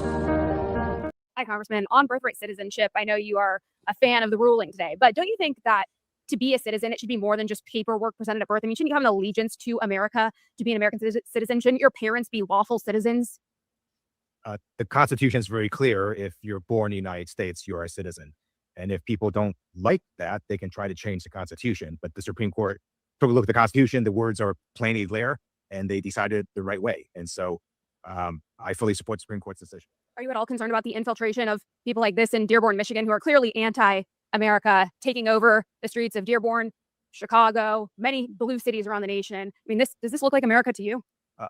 So the First Amendment allows people to say whatever it is that they want to say. And there are folks that disagree with policies of the current administration. It doesn't mean they're anti-American. It means they're anti the policies of the current administration. Well, these people are literally chanting death to America. I would disagree with that. And I think those people are wrong. Okay. So you do condemn that? 1,000%. Absolutely. Okay, great. Yeah. And are you at all concerned about the socialist direction in which the Democrat Party seems to be moving? I mean, isn't that totally contradictory to everything America stands for and was founded upon?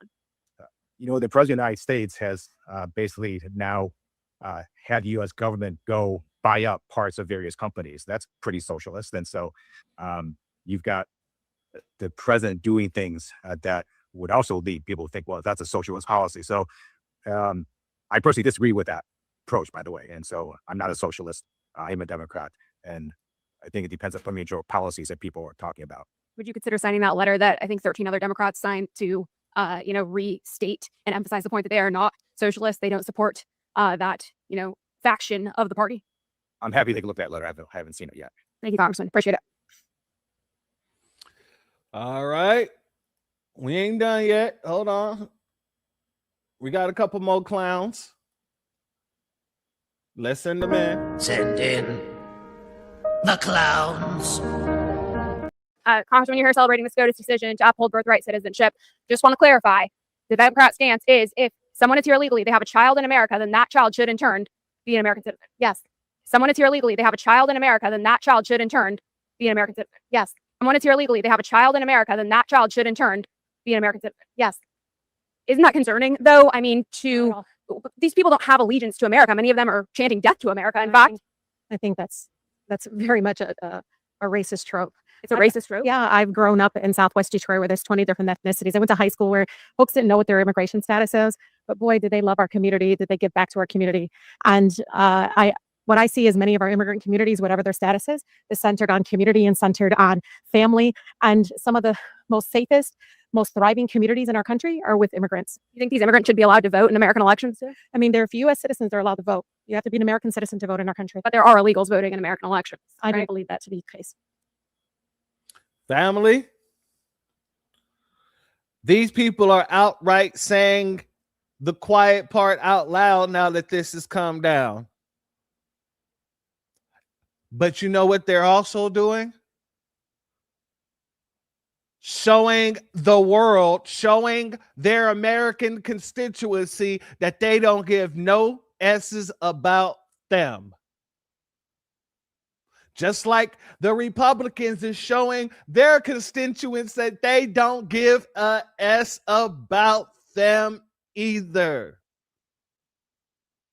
They are quite literally showing the world their true damn form. They are showing everyone in the United States their true damn form.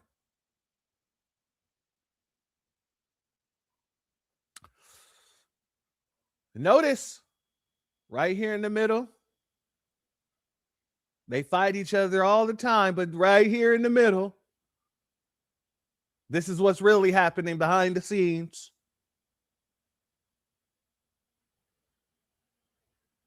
Their truest form.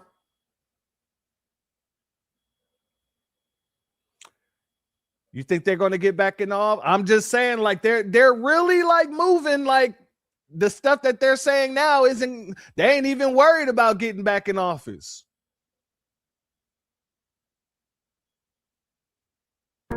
Send in the clowns. Just want to clarify, you think if an illegal alien is here, they have a kid in America, then that child should in turn be an American citizen? This is not about undocumented, ma'am. It's about the American experiment. 250 years. We have legal residents fighting for our country that are being deported. Ma'am, it's about what's made this country great. People, immigrants, citizens, everybody fighting together. This is the greatest economy in the world, the most powerful economy in the world. What's wrong with it? It's functioning great. You want to deport people who are born here, who are serving our country? You are weakening our economy. You're weakening our nation. This is a great country, documented, undocumented, American citizens fighting, working together. That's what America is. Please.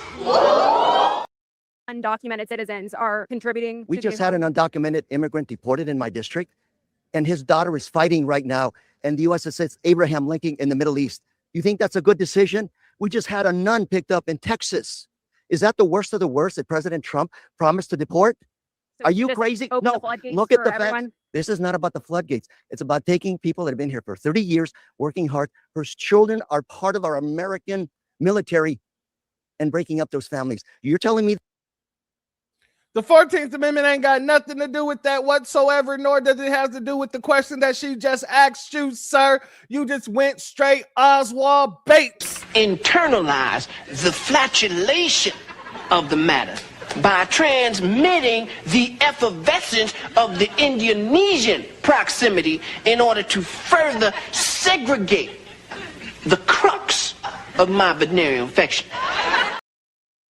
People who serve in the military that aren't actual citizens have a faster pathway to citizenship than people who do not. So when you're saying, well, we're talking about people who had kids here who's been here 30 years and their children are in the army and their children are, if they've been here 30 years, they've already been misconstrued as a birthright citizen. But if they never got that birthright citizenship and still joined the army, their pathway to citizenship would have been much quicker.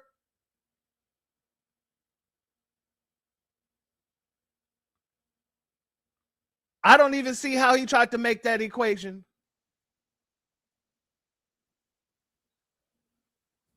Let's continue.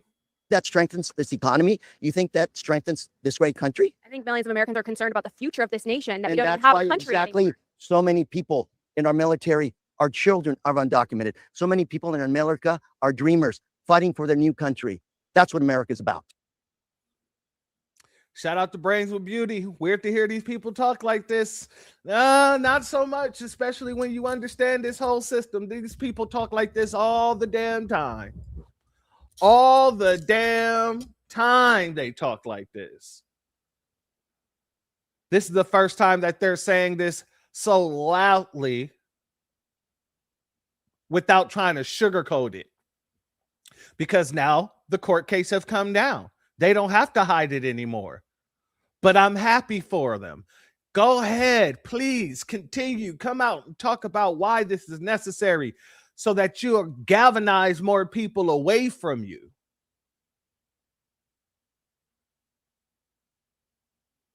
You think Americans like to hear people talk about this like this? No. We put you in office to be there to do our bidding, and you're there for some other people who's not even citizens of the country?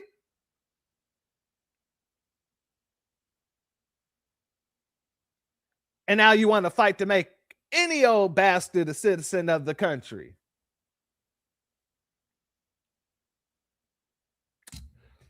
Family, I told you got to watch their talking points because this is where you get your Democratic shills coming out. And with the Democratic shills coming out, they're going to be using the same talking points. And for the truth of the matter is, and I want to make sure that this is very clear. Let me pull this down for a hot second. With the DNC shills, I'm only highlighting the DNC shills like this because I want people to notice who's who. I want you to notice all the folks that are online, because there's several of these same people online right now acting like they with the blackout. They're acting like they're with the wealth transfer. But you can't be with the blackout. You can't be with the wealth transfer out here caping for birthright citizenship for a bunch of people that shouldn't be here. That's not blacking them out.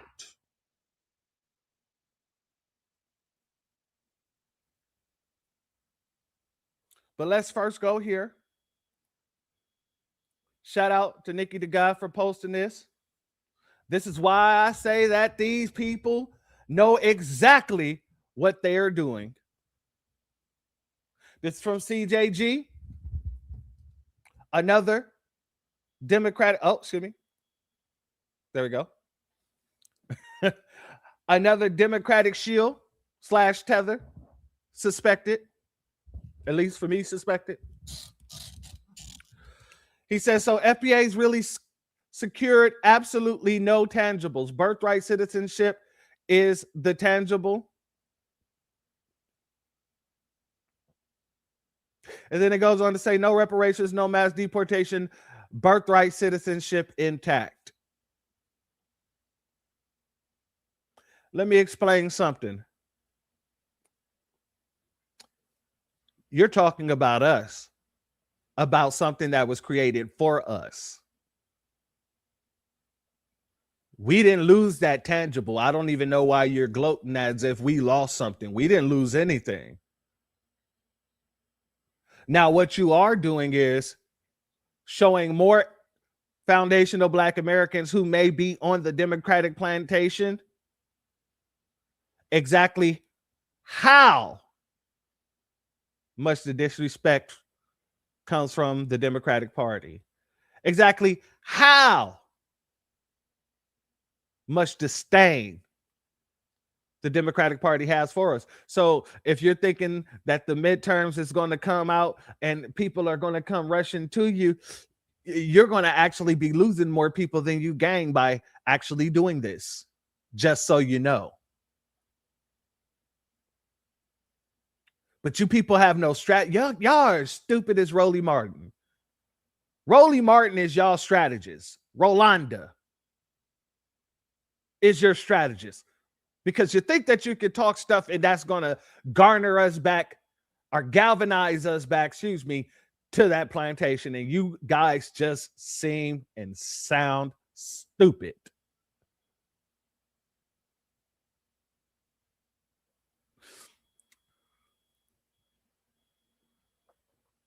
I want to give a shout out to our brother Woods, who said African and Caribbean immigrants are celebrating the Supreme Court ruling like it's going to stop Black Americans from gatekeeping our culture and delineating from the so-called diaspora.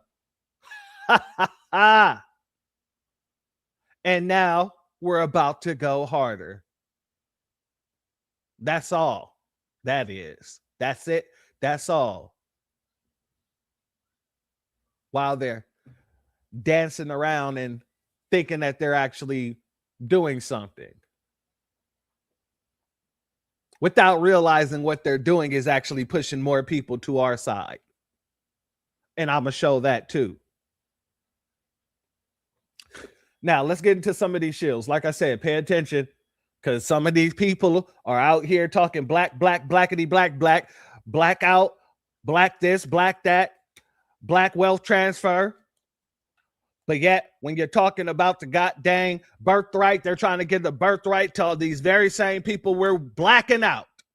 Let's go here. A whole lot of people thought that birthright citizenship was going to fail. Okay. However, it did not fail. Okay. So if you are born in the United States of America, you are a birthright citizen. That is the ruling of the Supreme Court. And that is what so many of Black American forefathers fought for way back in the day. Okay. Because back in the day, they were trying to base it on race and race alone. However, it's not based on race alone. It's about the fact you're born here. Okay. And contrary to what many people believe, Black Americans and white American abolitionists and politicians who were on the right side of history decided that early on. They were like, no, we're going to fight for birthright citizenship instead of it being based on race. Because if, in fact, they were to base it on race, they would have only let white folk be citizens, to be quite honest. They would have based it all on race. But yesterday, the Supreme Court gave their opinion upholding birthright citizenship.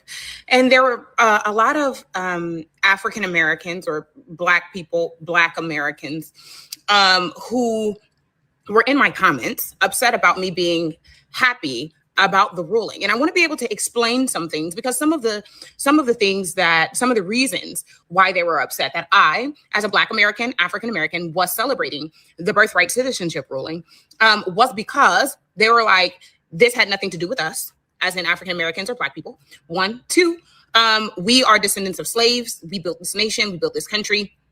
So birthright citizenship being overturned would not have impacted us. And I want to be able to paint a better picture for those who are Black or African American that don't understand why them upholding birthright citizenship impacts us first and foremost. Now, one thing that you have to understand is that a lot of the immigration laws, immigration rights, and things of that nature are directly because of us.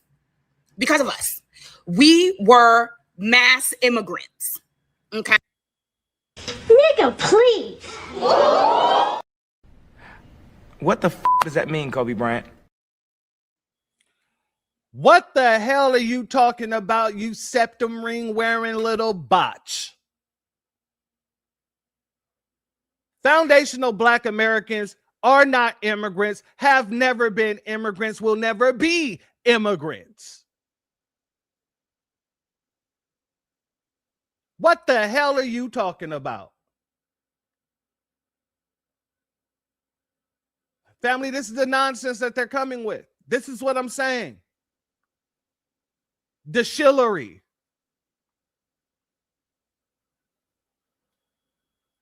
To put it in terms that are simple for people to be able to understand a one-on-one, okay? African Americans, Black people, descendants of slaves, were mass immigrants. But let me tell you why we were not citizens. Dred Scott decision is what told everyone that Black people were 3/5 human and therefore confirmed our ability to be property.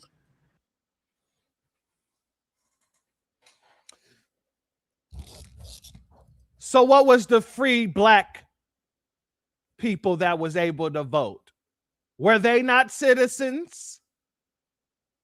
See, these folks love to go and talk about Dred Scott, but they never want to talk about all the folks that was already voting, who already had citizenship,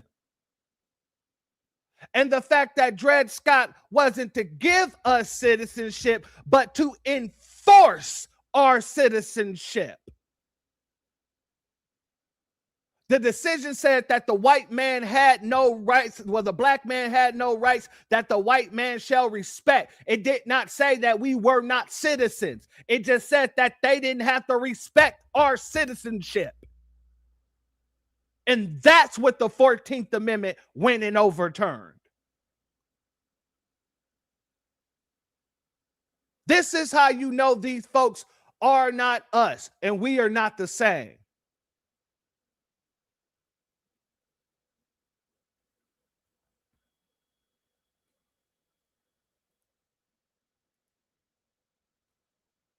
Let me give a B1 salute to Covenant Convo in the building. Much love to you and thank you for being here. Thank you for your super chat. Your donation is blessed tenfold and I appreciate your contribution as always. All we got to do is shun these people because that's exactly what the whites are going to do. I can't lie there. I get you there. They're going to see who U.S. is when they're going to see who the U.S. is when she's not on TV. I agree with you. Shout out to you and thank you for your comment. These folks are about to learn and they're about to learn what America actually represents quicker than they realize. Shout out to Yaya Yisrael in the building. Much love to you, my sister, and thank you for being here. And thank you for your super chat. Your donation is blessed tenfold. And I appreciate your contribution as always. Trump should take away the immigration programs, being there are Americans now. No, I'm be honest with you. That is something that can be done. Congress, and this is some of my ideas. Congress should pass a law that states that any state with a sanctuary city is basically you can't get any federal funds. No matter what state it is, any state that has sanctuary cities in it, you will no longer receive any federal funds, any federal grants, any federal contracts.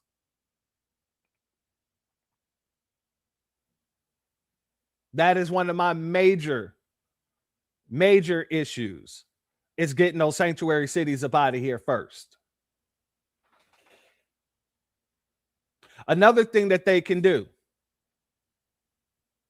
since there are mandates for people to take physicals before they come into the country, everybody who's already here on a visa, that's why I said it got to be quarterly reviews. You must take a physical every 3 months. And if your physical comes back with any abnormalities, any situations, including pregnancy, your ass is up out of here. There needs to be a halt on all immigration for the next 20 years, if not 50. Now, that last one it can be a little tricky because somebody's going to try to do a judicial review. They're going to try to sue, take it to the Supreme Court. However, they can beat that as long as they make sure they put a pause on immigration altogether. Not a pause from people coming from Africa, not a pause coming from people from the Caribbean, a pause on all immigration altogether. And that way it will be any judicial scrutiny, because it isn't about race. It isn't about anything but trying to protect the borders and protect the citizens from the terrorists that could be bringing, or the sleeper agents that could be being brought in. Oh, there's a lot that can be done. That's what I'm saying. It's just, are they going to do it?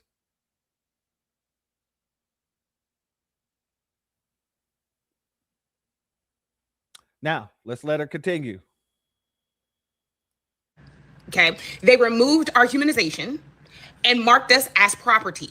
We had a $ value to each of us. We could not vote. We could not be in the town square. We could.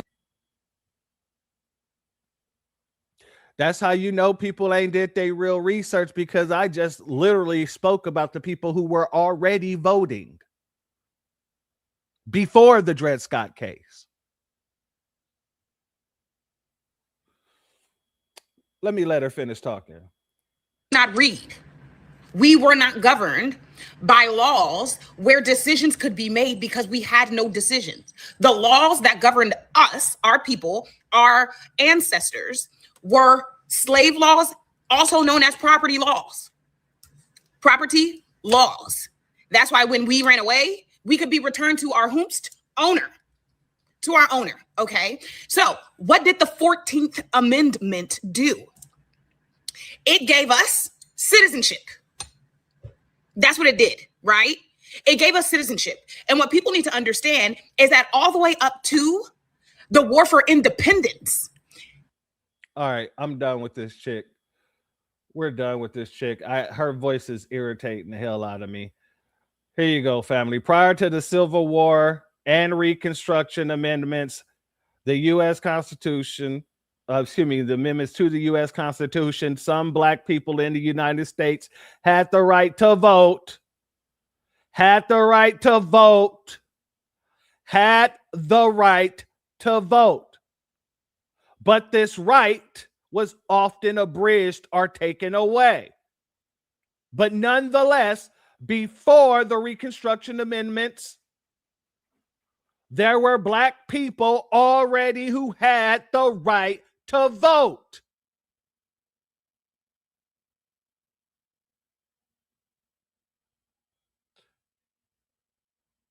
Just want to make sure I like I said, I didn't want to say that without showing that that is a known fact.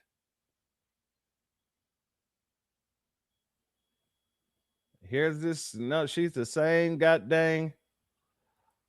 Let's go here. Here's another one. Y'all, we got birthright citizenship. The Supreme Court just struck down that executive order from which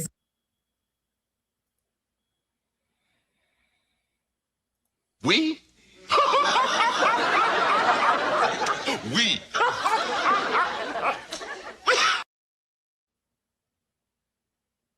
like I said, all these folks that are running around here acting like they with the Black grassroots, acting like they down for the cause, acting like they want to redistribute wealth to the Black community and black out all these other communities. They're right here pushing and towing the 92%er line. So with that being said, a question must be asked. Do you think they're actually participating in the blackout, or are they just using the energy to try to divert the energy like they always god dang do?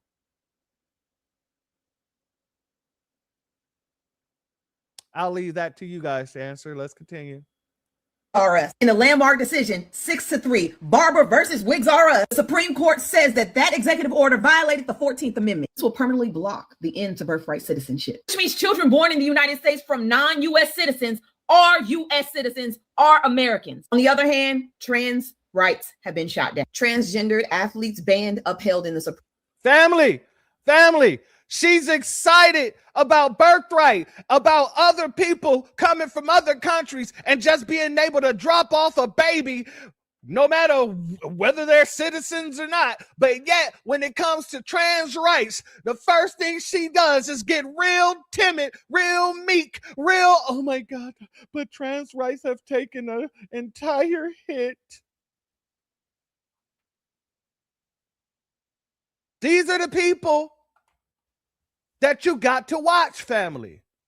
This is why when people was coming out acting like they was a part of the black grassroots and they was a part of the blackout and they was a part of all this stuff, and I kept saying you got to watch these people. Some of these people are 92%ers, and they'll sit here and try to use this energy and they'll act like, oh yeah, black.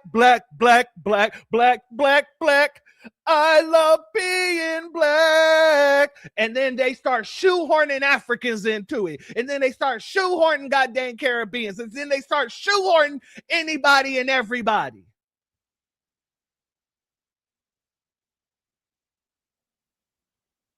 This is what I was talking about, family. These are the kind of people that I keep referring to. And that's why I said, we all have to be very, very careful, because these are paid shills. These are paid shills. And I'll throw in allegedly, because their talking points are the very same as the Democrats. Whenever they think the Democrats got to win, here they come, the very same people over and over and over and over again.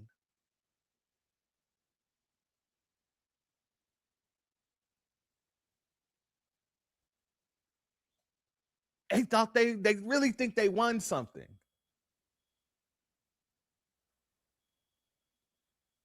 Supreme Court. Which basically means that if you're a trans woman, you can't compete in women's sports, and if you're a trans man, you can't compete in men's sports. I'm sorry, y'all. So if you're a man, you can't participate in women's sports. And if you're a woman, you cannot participate in male sports. But guess what? We never seen a woman trying to dress up like a man to participate in men's sports. We only seen women trying to participate in, we've only seen men dressing like women trying to participate in women's sports.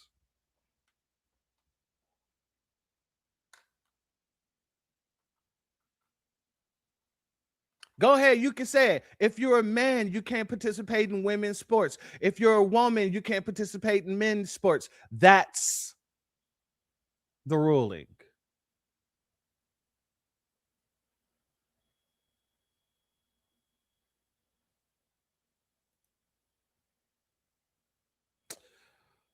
Continue. Supreme Court also ruled in a 6-3 conservative majority. The National Republican Senatorial Committee, this is the FEC, says that there are no caps on how much political parties can spend on their candidates during elections. So prepare for the Republican Party to go ham during midterms. Now, we didn't get everything we wanted in these Supreme Court rulings. TPS status being taken from Haitians and Syrians is fucked up. I told y'all that may happen because they were going to give Wigs R Us that and give us birthright citizenship. Now, let's see. Notice her whole identity is tied to the Democratic Party.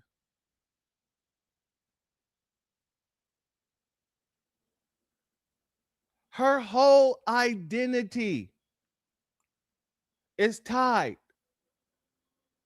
to the Democratic Party.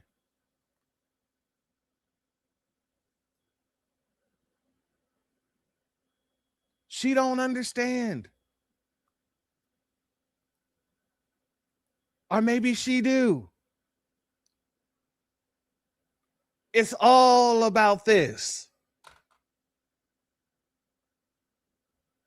Okay. Like I said, these folks, you got to be careful about these folks. How Wigs R Us reacts to these rulings. Bucking them eyes. Bucking them eyes. Another goddamn septum ringer.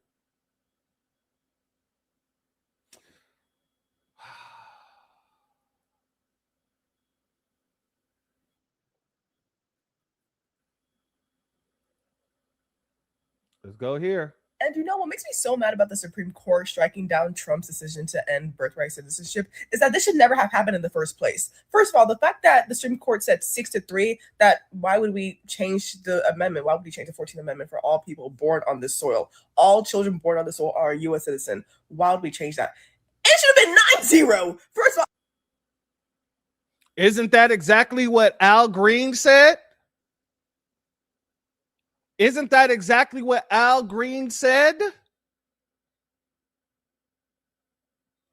When I say listen to these politicians and their talking points, because they most likely come out of the think tank and they're going to go right into the social media realm, and you can tell who's being paid by who's using those very same talking points. They're not even switching it up.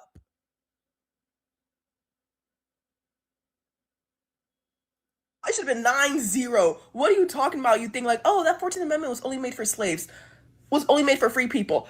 The 14th Amendment was passed in 1866. The Supreme Court's job is to uphold the Constitution. For the love of God, this should not have been a conversation in the first place. Exactly. The Supreme Court's job is to uphold the Constitution. And when upholding the Constitution, you should be looking at what the framer of those amendments was using those amendments, or actually writing those amendments to combat, what they were actually using those amendments to remedy, because there was a remedy in those amendments. And who were they remedying? So in order to uphold the 14th Amendment, they would have had to actually pass what Trump actually put into that executive order. If they wanted to uphold it, they did not uphold it. Even Juan Kim Ark was a person whose parents were already here living permanently. They were not citizens, but they had permanent residence here when he was born. Now, whether or not he left and came back, he was still a child of a permanent resident. Shout out to my good brother, Project Leroy, in the building. Much love to you, and thank you for being here.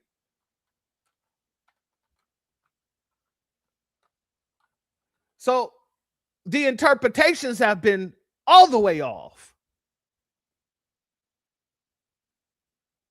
And you folks who think you know some things don't know shit.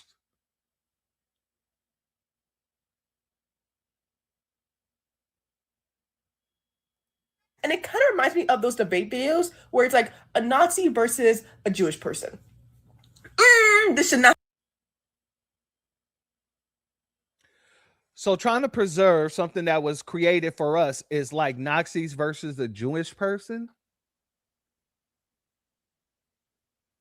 And you wonder why we ain't messing with these people. You wonder why delineation is on 100% fold.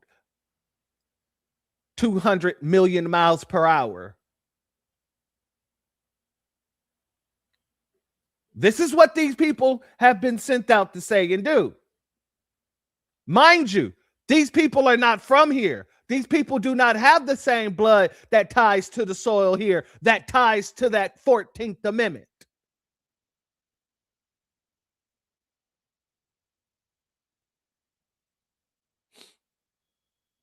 Have been a conversation in the first place. It's like people saying, oh, well, should these people have human rights? This should not be a conversation. You're giving more light to a conversation that should not happen in the first place. And where's birthright citizenship in Africa? Where's the birthright citizenship in the Caribbean?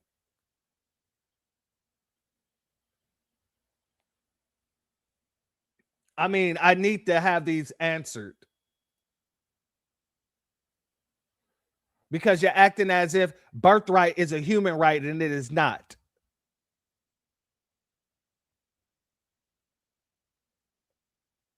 It is not.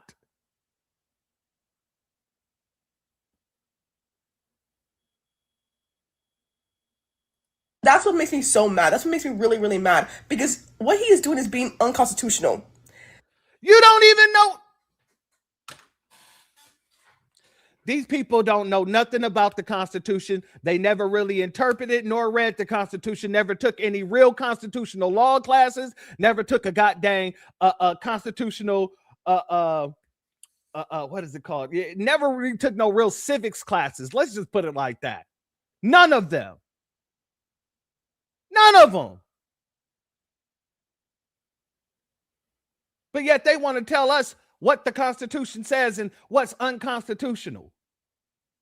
You know what was unconstitutional? The fact that Joe Biden was bringing you mother lovers in by the droves, usurping Congress after Congress was trying to stop it.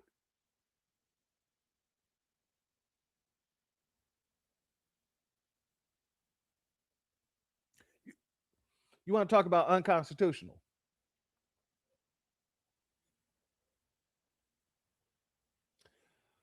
Family, these are the people that's being sent out.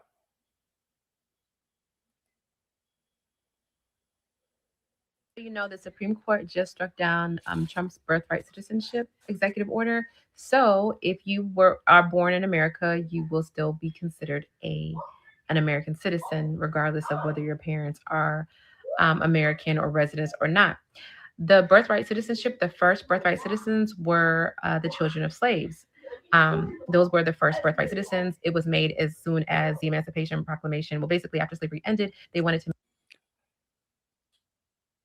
We're the only birthright citizens. We're the only birthright citizens. I don't give a damn what anybody has to say about that. We're the first and only. If you are not a descendant of the foundational Black American, birthright citizenship is not for you. Everybody else have a different kind of citizenship.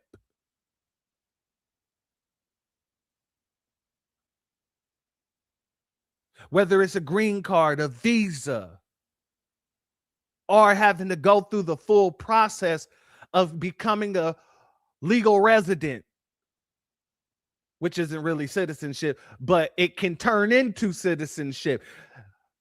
Birthright was for us.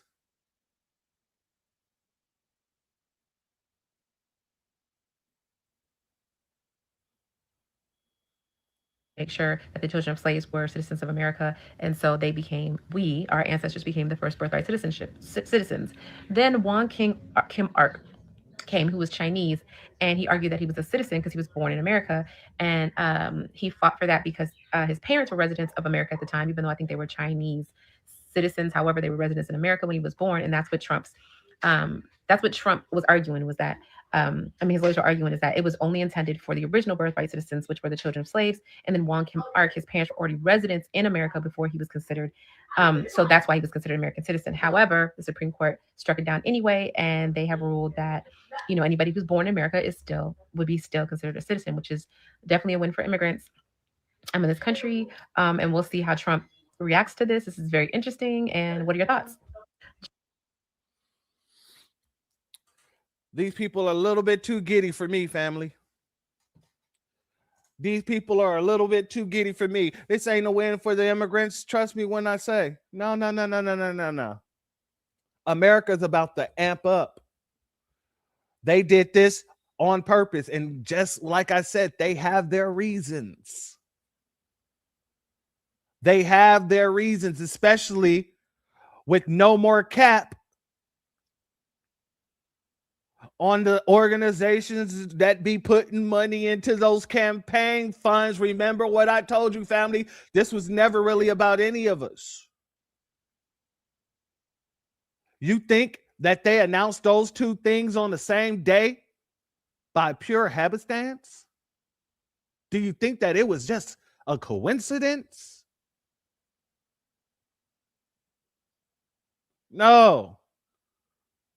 They didn't get rid of birthright citizenship because of the corporations, in the very same way that they allowed the corporations to remove the cap on spending when it comes to campaigns.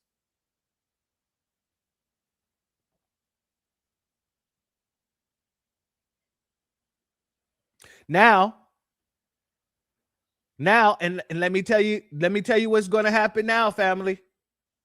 And I want y'all to write this down, write this date down, because you're going to come back and tell me when you see it that I called it. Let's do some political prediction, shall we? Congress will try to come around and change the wording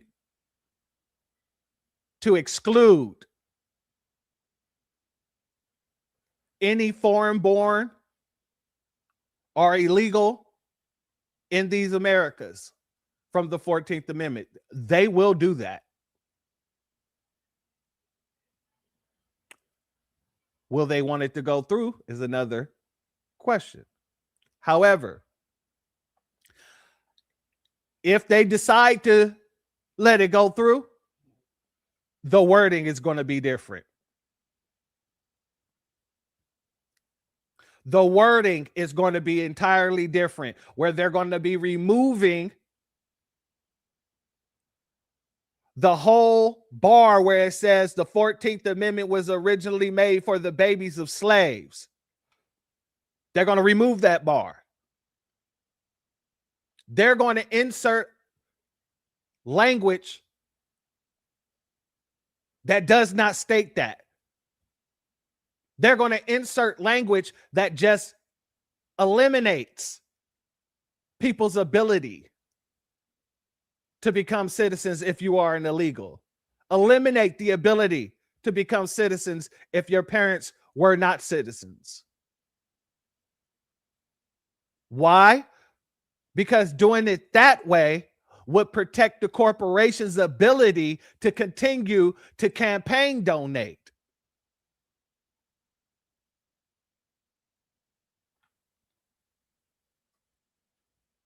That's what's going to happen, at least in my humble opinion.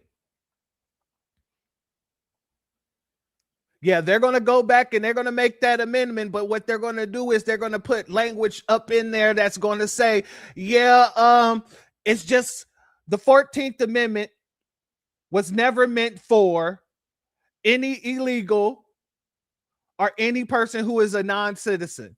But it is not going to keep in the wording that the 14th Amendment was originally for the descendants of the slaves. Because in order to keep that in there, they would want to have to remove those corporations, because then their word is bond. We can go back and say, hey, why are all these people using the 14th Amendment to campaign fund? Why are these companies being allowed to campaign fund using the 14th Amendment when you guys have clearly stated the 14th Amendment was specifically for the descendants of the slaves? So that part right there, that's going to be removed. And they're going to put in some very vague but unvague wording that basically says that if you are not a citizen, the 14th Amendment does not apply to you. If you're an illegal, the 14th Amendment does not apply to you.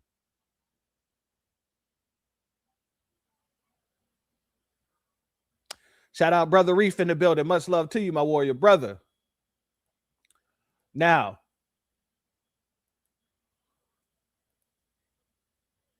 I want you, Democratic Shields, to understand something. I want you to understand something. Your gloating isn't really helping the situation either, because, like I say, you're turning people in your own party away, but you're also rallying up the other side of the aisle. Because if they can't change the Constitution, these folks are just going to change the way they enforce the immigration laws. Let me say that again. If they can't change the Constitution, if they can't make the amendment to the Constitution, these people are just going to enforce the immigration laws in a whole different barbaric style of enforcement.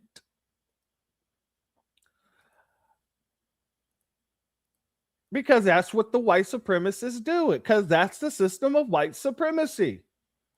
It takes all sides of the argument, and you have to be able to sit down and analyze the whole table before you make your next move. And realize what their next move will most likely be. So let's go here. Because if they can't change the amendment, if they can't get that amendment done, they're going to try to do all kind of stuff, including keeping pregnant women out of America. Let's go here.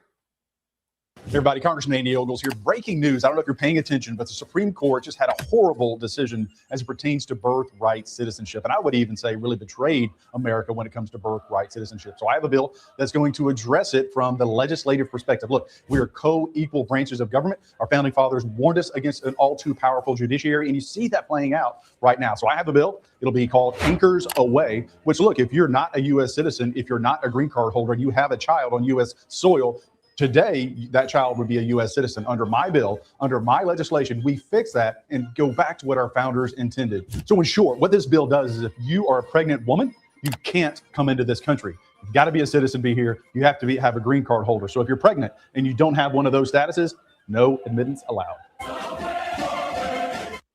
And family, like I said, this doesn't go far enough.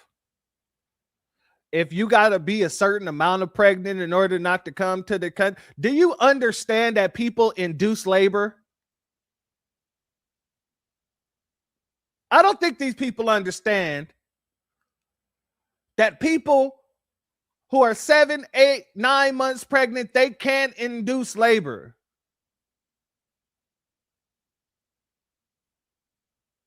So yeah, I would say if there's anybody pregnant, 3-month visa renewal process every quarter with mandatory physicals that says if at any time in those quarterly reviews you come up pregnant, you're going home. And if you don't show up to your quarterly reviews, you're going home. If you do not make it to your physical for any reason at all, you're going home.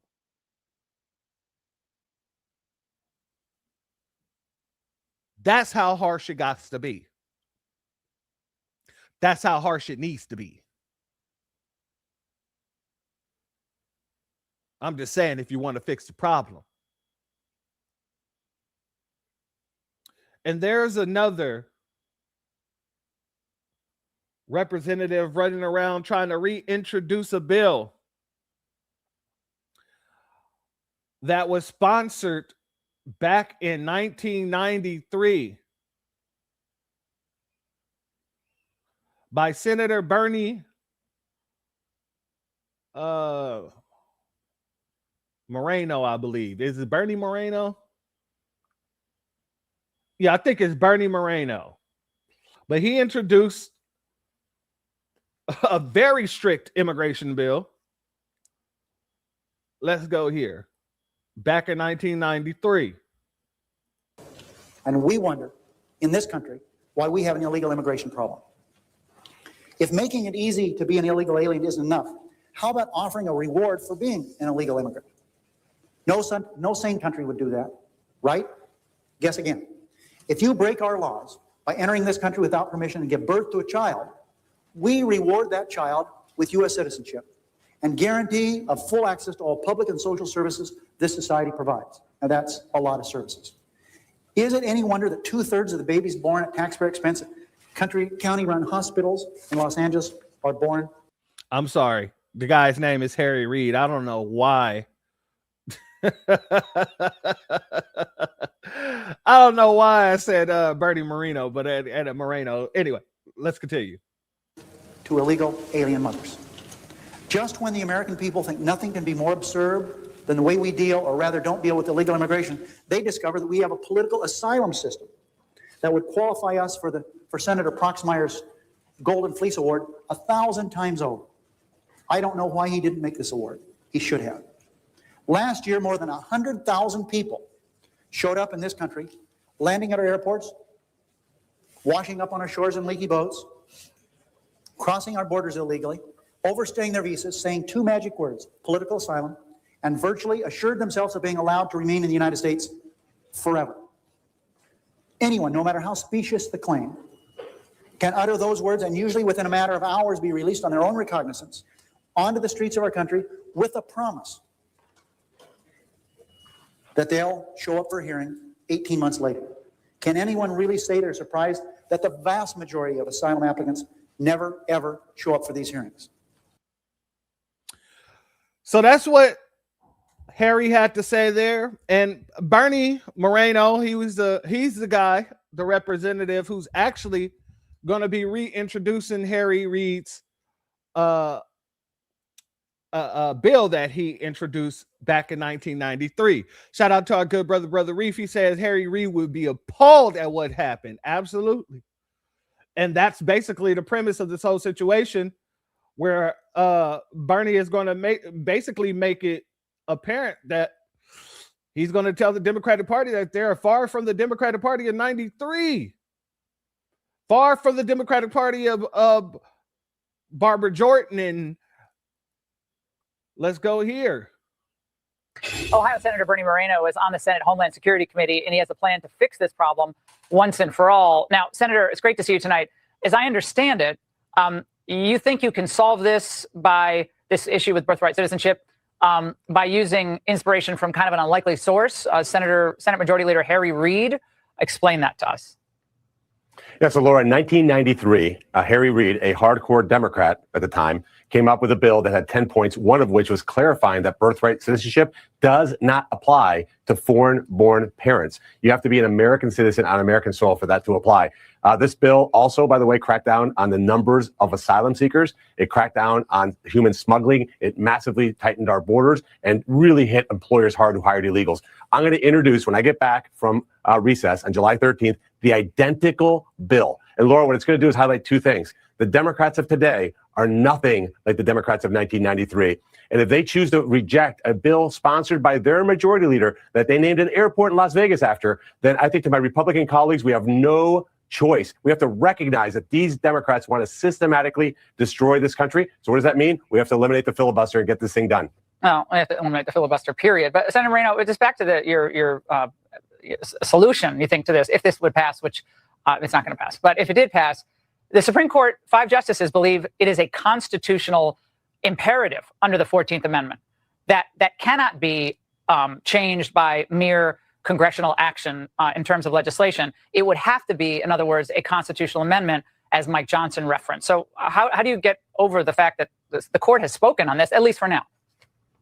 Well, if you look at Justice Kavanaugh's dissent, he disagreed with that. He said that what we have to do is clarify what citizenship means. We can do that through an act of Congress. And if we pass that bill, I don't say that we can't. I think we can. I think we can and should get 50 votes for that and prove that, again, the Democrats of today, Laura, are people that would have been considered far left extremists outside the political norm back even in the 1990s. And then if somebody wants to challenge that with the Supreme Court, I think we have an opportunity in Justice Thomas, which you mentioned. His 91-page is a must-read for every American. He lays out all the facts. Kavanaugh's on our side. I think we can flip Barrett and and Roberts if they actually see that Congress has taken action to address this issue. Look, Harry Reid thought there was a path forward to get this done. This is an imperative, Laura, because what the Democrats are doing is setting up our country for a Democratic administration that will fundamentally destroy what this country is all about. Yeah, well, the Senate has got to get on board with actually representing the American people, us, who we are. And that's not happening. Senator, we're going to be following this very closely. We appreciate it very much. Thank you. Family? Ohio Senator. Laura Ingraham just called out the Republicans in the Senate. They're going to have to get on board and do what the hell we told them to do. You see, family, what's really getting to these folks right now is that these folks are showing that they are quite literally the same damn party. Either the Republicans can't get nothing done, which is incompetent as hell, or they just don't want to. They just don't want to. Let's go here. Because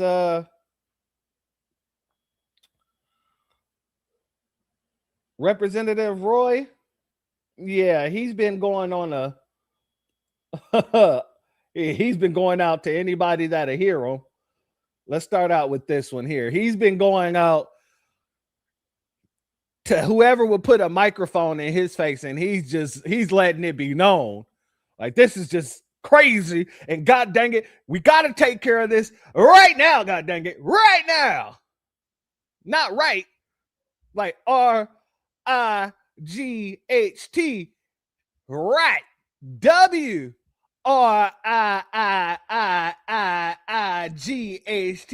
right now. Let's go here. Stephen's exactly right. Great to be on here with Gene, good friend of mine. The fact here is the United States Supreme Court issued an opinion today that is massively damaging to the national security and to the fabric of our country. And it is incumbent upon the United States Congress to respond. And we need to respond, I think, forcefully and quickly. I think we should not accept the premise that you must amend the Constitution to fix this aberration.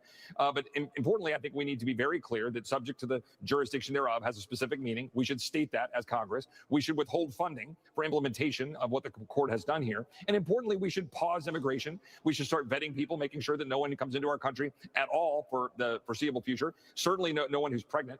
There should be ramifications to this, and the Supreme Court needs to feel it. But we should not just accept it. We are the body, Article 1, and we have a voice in what the Constitution says as well. And you can't just acquiesce to the court essentially obliterating our sovereign nation by saying that you can have Chinese communist women come here and birth children on our dirt, and they become citizens simply because they say so. That's absurd.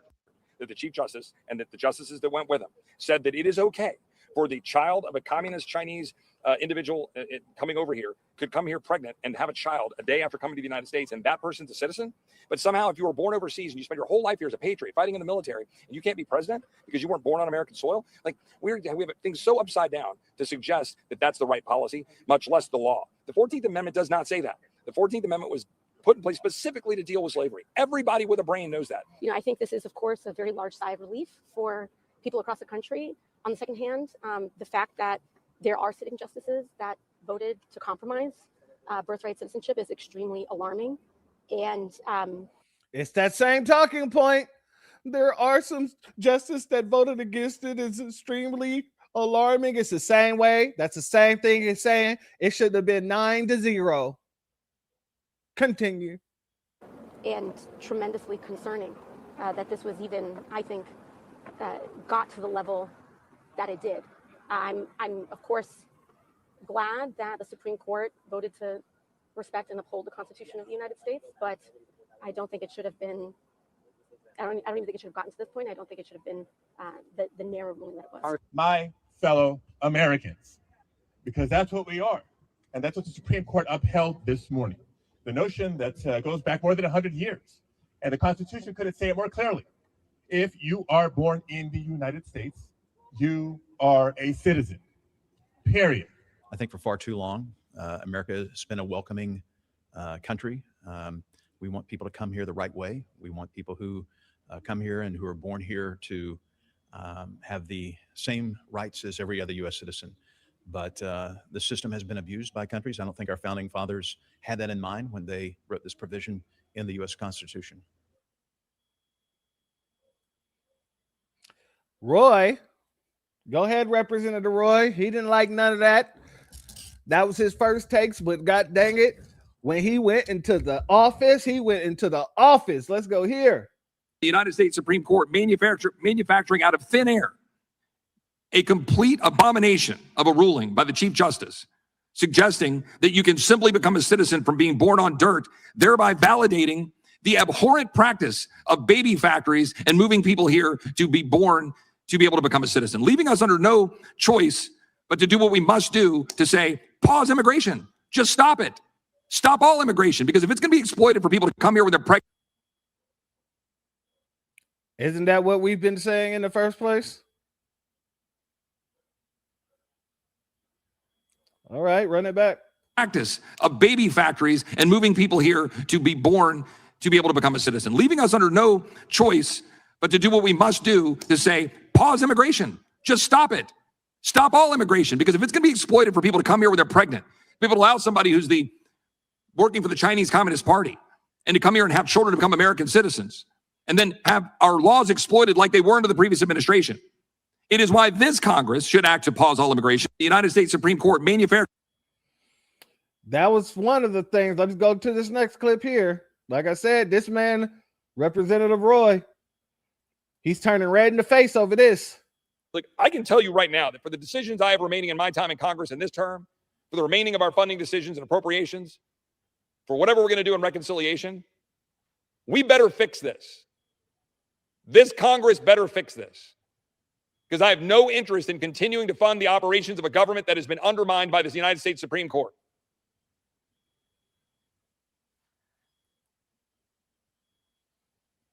We should pause all immigration immediately.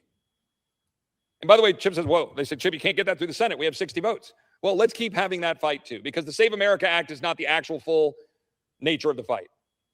The issue here is whether there is in any way, shape, or form a 60-vote threshold that we have to follow. There is not. The Senate as a body is, yes, to be a cooling saucer. Yes, as a conservative, I like there to be barriers to quick action for legislation.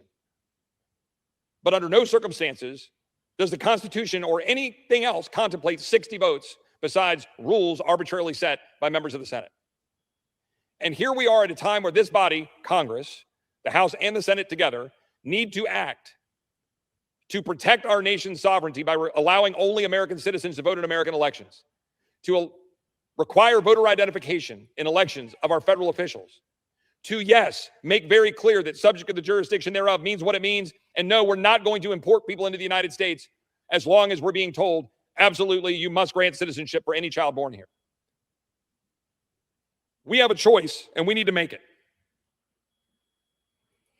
Shout out to my brother Masa Musa in the building. Much love to you. What's up, my good brother? He said these people got a vendetta against America as a whole. No way they're letting the illegals run rampant like this, sleeper cells, etc. You are absolutely correct.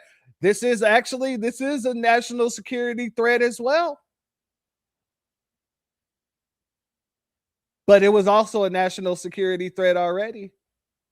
Neither side wanted to really do nothing about it. The right side wanted to still allow their companies inside of their red states to hire these illegals and all this other stuff, Ohio and many other states. And, the blue, side wanted to just open the floodgates regardless. So we've been dealing with this very same issue of a national security threat, sleeper cells and things like that. But now they have to face it head on. You have to understand that there's at this point in time, you got a bunch of pregnant women licking their chops right now. You got a gang of pregnant women licking their chops right now, trying to figure out, okay, how am I going to get to America?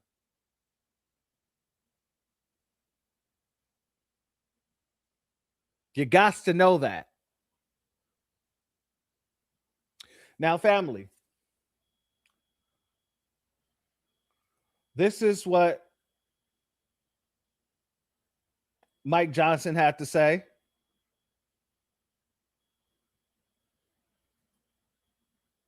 I think anybody who looks at this, oh dear, well, there's a- That citizen is children born in the United States, parents unlawfully or temporarily present are subject to the jurisdiction of the United States and are citizens at birth under the 14th Amendment Citizenship Clause. So, what's your reaction to that, Mr. Speaker? well, I need to read the opinion, okay? But obviously that's, I mean, you could say that's a textualist, originalist view. However, I do think that this has been grossly abused in recent years, okay?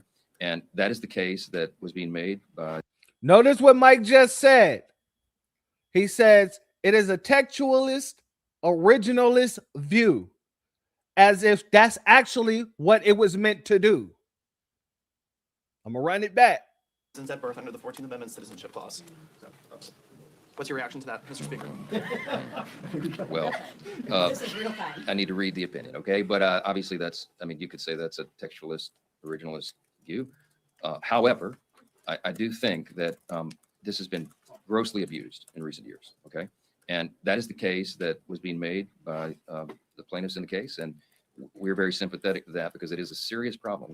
We have you know, it's become a tourism, birthing tourism, they call it, you know, a trend where people will just come and you just come onto the soil and have your child, and then they're able to avail themselves of the welfare state and everything else. It's been abused. It's one of those things that was intended to serve a noble and important purpose and has been thwarted and overused and abused. And so I'm sure that we'll continue to look at that. I mean, I'm sure the conclusion from this opinion is going to be that you got to amend the Constitution to fix that. As we all know, it's a big challenge to amend the Constitution. It's only happened 27 times. And notice how he's saying it. As we know, it's a big challenge to amend the Constitution. It's only happened 27 times. Our whole nation's history. And the reason is because you got to have 2/3 of both chambers of Congress and 3/4 of the states to ratify. It's usually at least a many years long process and very complicated. We'll see. I'm sure there's going to be lots of discussion about that. I will say I'm very disappointed in that outcome. I think it subjects the country to serious challenges going forward, and we'll have to deal with it as a Congress. Now, maybe it's me, family, but I don't believe a damn word that came out of Mike Johnson's mouth. I don't believe a word that came out of his mouth. I don't believe, the constitutional Congress situation, I understand. But I mean, in everything else, I believe that this man, he's gotten the ruling that he wanted.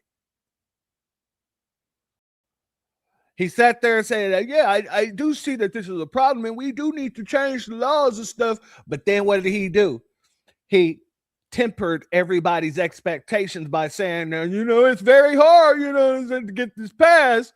It's only been done 27 times. And, and just so you know, it could take up to a couple of years to do. Do it sound like these people are actively trying to keep these folks out of our country, or does it sound like they're working with the Democrats?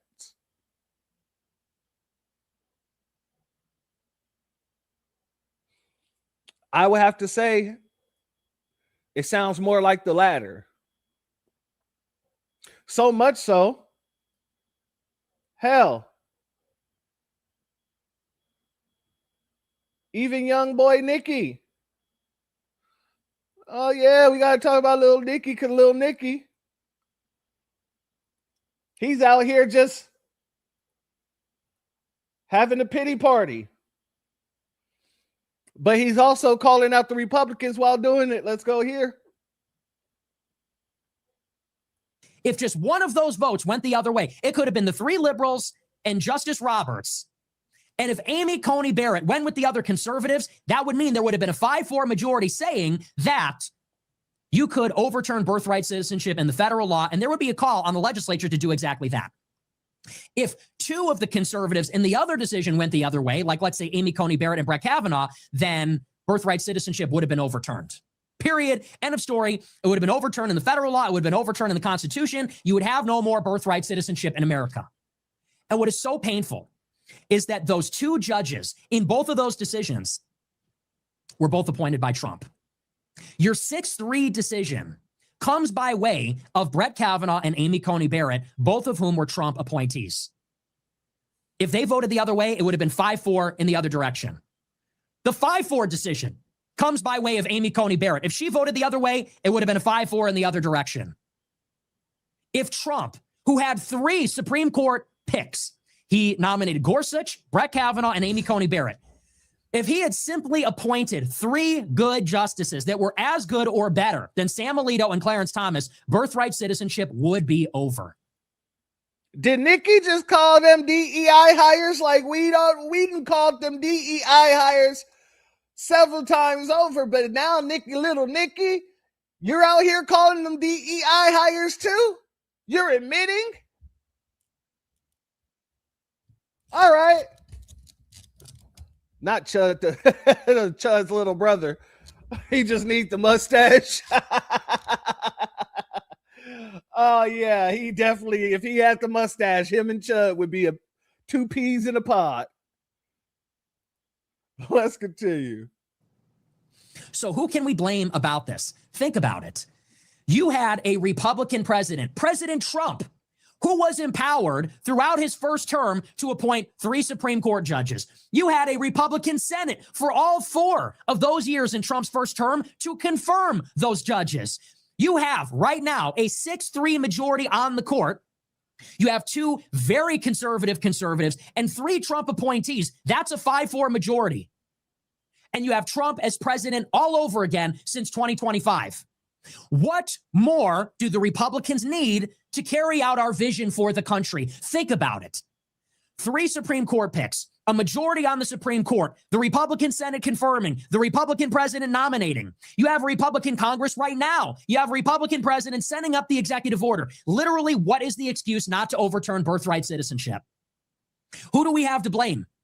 Stephen Crowder, Jack Posobiec, Benny Johnson, John Doyle, all these people. Who are we to blame from the left, from the Democrats? Who is there to blame for this failure other than President Trump and the Republican Party? Think about it. A Republican Congress could have overturned birthright citizenship with an act of federal law. A Republican president signed an executive order overturning birthright citizenship. A Supreme Court constituted, composed of 3 Trump Supreme Court picks confirmed by a Republican Senate. All 3 of them voted to shoot it down. What's the excuse? You can't blame Democrats for any of this. Democrats had no say in the selection of these judges, no say in the confirmation of these judges, no say in a hypothetical federal statute, no say on the executive order. This failed because of Republicans. Family, did little Nikki just figure out that he's been playing in a game where he's been losing the whole time because he thought the Republican Party cared? The Republican Party was there for him and other Nabiscos like him.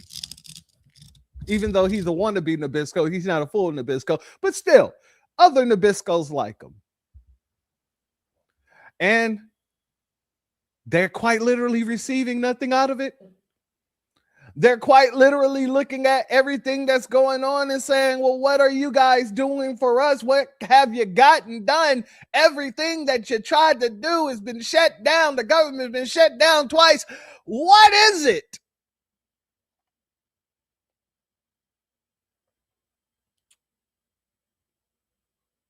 And he had to admit, you can't blame the Democrats for this one.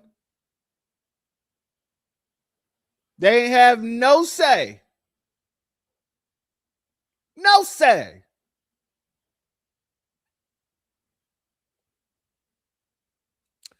So my point is, there's a lot of things that could be done, but will they be done? Is that the intent of the Republican Party, is to get something done and get that type of thing done? Because nothing else they tried has worked out thus far. I want to know, how do you have the House, the Senate, and the president's seat, and things are still getting shut the hell down?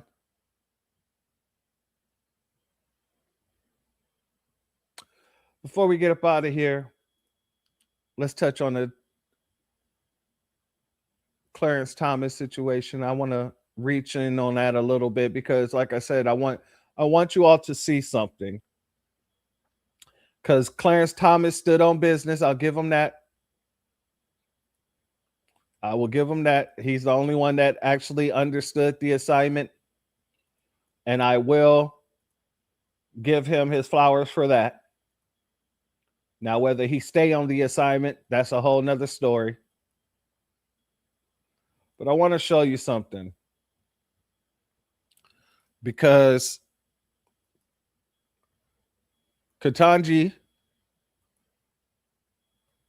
she thinks she's slick, but she ain't slick. The same day that she couldn't tell what a woman was, I'm pretty sure a week before that, she didn't have any reservations about what a woman was. She knew exactly what a woman was before she was asked what a woman is. And the same thing applies to this situation as well. Let's go here. Progressivism seeks to replace the basic premises of the Declaration of Independence, and hence our form of government. It holds that our rights and our dignities come not from God, but from government. It requires of the people a subservience and weakness incompatible with a constitution premised on the transcendent origin of our rights. Progressivism. All right, so that's Clarence Thomas, and shout out to James Brown for this. Uncle Ruckus did right for once. hey, there are some conversations that need to be had about Clarence Thomas. The man is a coon, but I ain't gonna lie, the man has done some things for the Black community behind the scenes that a lot of folks don't talk about. But one day, I think I will go into some of those things. I'm not trying to change anybody's mind on him because he's still a coon at the end of the day, and he's still tap dancing at the end of the day. However, there are some things that you can tip your hat to. The same thing with Ben Carson. Ben Carson is a goddamn coon on top of a coon, but he's still a brilliant doctor. I can't take that away from him whatsoever. So I'm not just going to lie on anybody, or I'm not just going to, keep it all negative just because, you know what I mean? If you did something or you do something right, we tip our hats over here. Now, y'all remember I played that clip because I'm about to go into some Ketanji. First, let's go here. Shout out to the sister India. Much love to her. Let's go. So you tell me what you disagree with when it comes to Justice Clarence Thomas, because everything that he wrote in his dissent makes complete sense to me. Y'all want to extend these rights to everybody. I keep on telling y'all, Black Americans have an orphan spirit on y'all. This is our country. This is our land. We are from here. We have no other allegiance to any other place. I don't know about you, but I don't got cousins overseas unless they're serving in the military for the United States of America. It was the dissimilarity of American Blacks to foreigners that Frederick Douglass emphasized in his call for recognizing the citizenship of Blacks. We address you not as aliens or as exiles, humbly asking to be permitted to dwell among you in peace. Blacks were entitled to citizenship because they were Americans. They had no other homeland, owed no other allegiance to any foreign power, and were subject to no other authority. They fought and bled in the same battles, gained and gloried in the same victories, and were liable to be called upon to defend America in time of war alongside every other citizen. The same cannot be said for the children of foreign temporary visitors. Foreign temporary visitors were attached to their home country, lacked similar bonds to this country, and would not be called upon in time of war. Americans, consistent with their settler ethos, believed that citizens were the people who called a place home. Accordingly, domicile, a person's legal home, played a key role in both state and national citizenship in America. A person was a citizen of the state where he had his domicile. Of course, birthplace closely correlated with domicile. Most children were born where their parents were domiciled and where, as a result, they were domiciled. The correlation was especially strong in the early 19th century when crossing an ocean for a temporary visit was an unappealing prospect for pregnant women. The law of domicile is essential to understanding the citizenship provisions of the Civil Rights Act and the 14th Amendment. So I briefly explained the relevant parts of the law of domicile here. Domicile meant legal home. The most common definition of domicile was residence with the intent to permanently remain. Because a person could have only one domicile, domicile was a natural criterion for citizenship. In the 19th century, dual citizenship was considered highly undesirable, if not a contradiction in terms. The principle that citizenship followed domicile also made it more likely that citizens would be attached to their country. As Alexander Hamilton envisioned it, the citizenry were the people who would join together against any threat, a large body of citizens who stand ready to defend their own rights and those of fellow citizens. Black slaves and freedmen alike were unambiguously Americans. They were not foreigners. They were not aliens. They owed no foreign allegiance. Our ancestors lived and died, fought and bled, survived, so that we could have freedoms that we're still trying to get used to, that we still have not figured out how to walk in 100%. And y'all are just ready to hand our freedoms that our ancestors fought for over all these other people who coming from these communist ass countries and are tearing up our country before we learn how to appreciate it. But if we're just now figuring out, we're just now getting our footing, y'all just now figuring out how to damn scam or whatever, however it is y'all want to get y'all money, y'all just now figuring that out. I don't believe that people should be able to illegally cross our borders and have a baby over here, and then that baby automatically becomes a citizen, and then that baby is attached to non-citizen parents. So then that baby and its entire non-citizen family, it gets to take up all of our resources. That's not fair. That is not fair, and it is not right. And they do not show respect to the Black American. Black Americans struggle showing respect to one another. So we know these foreigners ain't coming over here and showing us respect. They're coming over here, taking over our land, taking up our resources, and sending it back to their country, to which they still have allegiance. That's what I have to say about that. So, family, where's the lie? Can anybody tell me where the lie is? There is no lie in what she said. Is nothing but big facts. And that was one of the major things that we're doing with this blackout. We're stopping them from sending money to their allegiances. We're stopping them from being able to take our funds and send it outside of America. And so we're spending our funds with each other.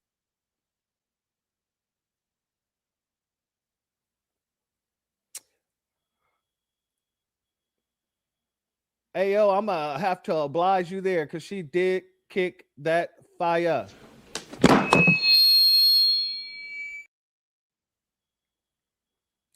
Now,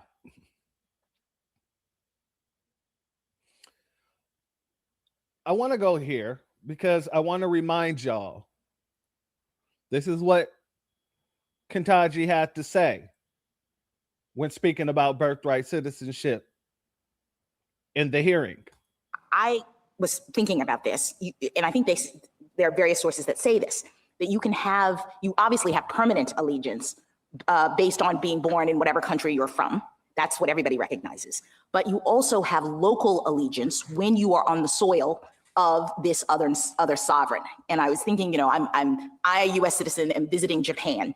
And what it means is that, if I steal someone's wallet in Japan, the Japanese authorities can arrest me and prosecute me. It's allegiance, meaning can they control you as a matter of law. I can also rely on them if my wallet is stolen to, under Japanese law, go and prosecute the person who has stolen it. So there's this relationship based on, even though I'm a temporary traveler, I'm just on vacation in Japan, I'm still locally owing allegiance in that sense. All right, family. So that's what she had to say during the hearing. But there was a clip that just came out that people has been circulating of her speaking about birthright citizenship back in 2002, 4 years ago. And she sounds completely different than what she just sounded right here. No, right here, it sounds like she understands who the 14th Amendment was for and who the 14th Amendment continues to be for. Let's go here.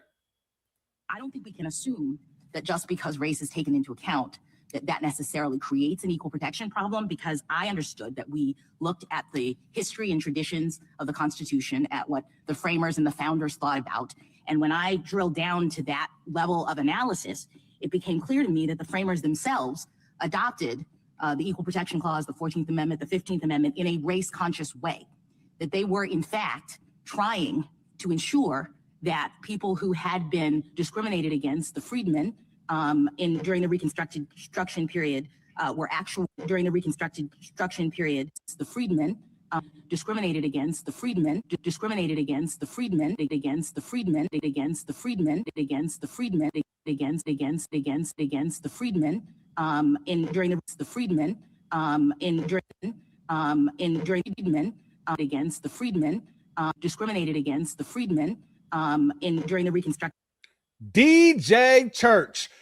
Family, did she or did she not say who the 14th Amendment was for? Yeah, in the very same way, like I said, a couple of weeks before they asked her what a woman was, I'm pretty sure she knew what a woman was.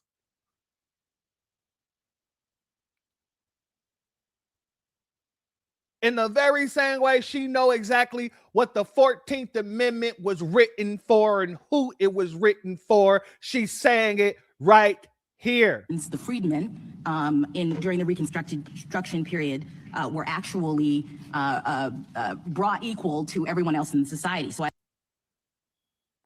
So what's the, you see what I'm saying, family? Do you see what I'm saying? These folks are quite literally playing games. She willfully committed treason in that sense. She willfully misinterpreted a law, a constitutional statute. Run it one more time. During the Reconstruction period were actually brought equal to everyone else in society. So I looked at the report that was submitted by the Joint Committee on Reconstruction, which drafted the 14th Amendment. And that report says that the entire point of the amendment was to secure rights of the freed former slaves. The legislator who introduced that amendment said that, quote, unless the Constitution should restrain them, those states will all, I fear, keep up this discrimination and crush to death the hated freedmen. That's not a race neutral or race blind idea in terms of the remedy. And even more than that, I don't think that the historical record establishes that the founders believed that race neutrality or race blindness was required, right? They drafted the Civil Rights Act of 1866, which specifically stated that citizens would have the same civil rights as enjoyed by white citizens. That's the point of that act, to make sure that the other citizens, the black citizens, would have the same as the white citizens. So they recognized that there was unequal treatment, that people based on their race were being treated unequally. And importantly, when there was a concern that the Civil Rights Act wouldn't have a constitutional foundation, that's when the 14th Amendment came into play. Family, these people know what they're doing. They are the same dirty ass wings on the same dirty ass pigeon, and they're eating out the same dirty ass trash can. I bull stuff you not, family.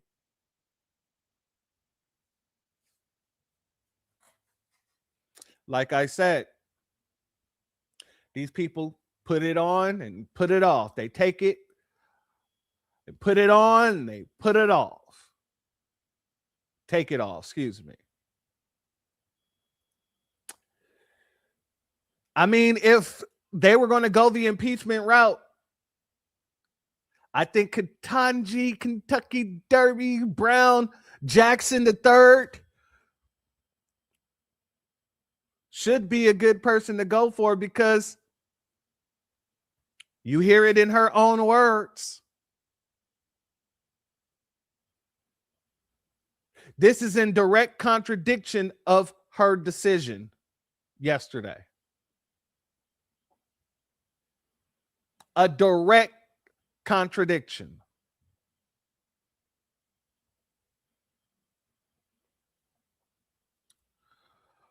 Family, just because these folks are trying to play don't mean we don't know the play. You have a lot of folks running around here celebrating that nonsense. And I want you to know, just sit pretty. We already know. We already know how white supremacy works. We know how it operates. We know how it moves. So shout out to our sister Jazzy, who had to let these folks know, hey, don't go out there tap dancing and cooning and buffooning just yet. Don't let these folks get you all riled up yet. There's always a plan B whenever you dealing with white supremacy. Let's go here. So, as we expected, the Supreme Court upheld birthright citizenship. But that's not going to be the end of this shit, because Black Americans have been in America for a long time. So we know how our country works. So y'all who immigrated here and you had kids here, etc., I'm going to tell y'all what they finna do. Okay, and I know y'all gonna argue and say, no, that's not gonna happen, etc., because y'all don't listen until the shit fucking happens. They finna starve y'all out. They finna starve y'all out. They're gonna make it so that you cannot work. Okay, they're gonna make it so that you cannot get public assistance, even though your child is a U.S. citizen and is entitled to benefits. You will have to go into the office to get the benefits. And when you go in the office and get the benefits, they have your information. And they will deport the parents. We're going to have to see an increase in social workers, because there are going to be a lot of kids in foster care, because y'all don't like to take y'all kids with you. That's just the truth. A lot of y'all ain't going to want to take your kids with you because you think they have a better life in America. So it's going to be an increase in children in the foster care system. Okay. Because they're American citizens, they can't be taken nowhere. But that's what they getting ready to hit these folk with. They're gonna deport their parents. That's the truth. They will not let. They have no legal obligations to allow the parents to stay. They have no legal obligations to do that. They absolutely will deport the parents. Okay. And then, like I said, they're gonna restrict you working. They're gonna restrict you having, driver's licenses and shit. They're gonna make it very difficult. They're gonna make y'all walk real hard. That cakewalk shit that was happening prior, it ain't gonna go down like that. It ain't gonna go down like that. They're gonna move y'all right on up out of here. Okay. So and so it has been said, how the fuck this shit gonna go? So there's no surprises. Don't say ain't nobody told you. Have a good day. They're gonna shut all that other shit down. You won't be able to get no businesses, none of that shit. They shut all that shit down. Anything that you have to put your name and information on in regard to the government, they're gonna be running everybody's shit. Social services has already started this process. The housing authority has already started this process. Yeah, Medicaid, all that shit, they done already started this process. They got your information. When you go and you gotta put, what type of citizen you are, et cetera, like on employment and on employment and benefits and stuff like that, they got all y'all information. Okay. So they're gonna be running down, they're gonna be running around here running down on y'all, just so you know. Okay, the American government always has a plan B. And they was ready for the plan B. Okay, and now y'all about to see their plan B. Okay, so before y'all get the hoop and hollering, know that Jesse told you first. And to my last idea that they can have, if the Republicans wanted to do it, they can change the tax code. Right now, anybody who needs a ITIN number in the interest of tax purposes can get one. Congress needs to pass a new bill changing the tax code, saying that no person who is not a citizen here, no person who is not given a green card or given permanent residency or TPS, if you don't have any of those things, then you cannot receive a ITIN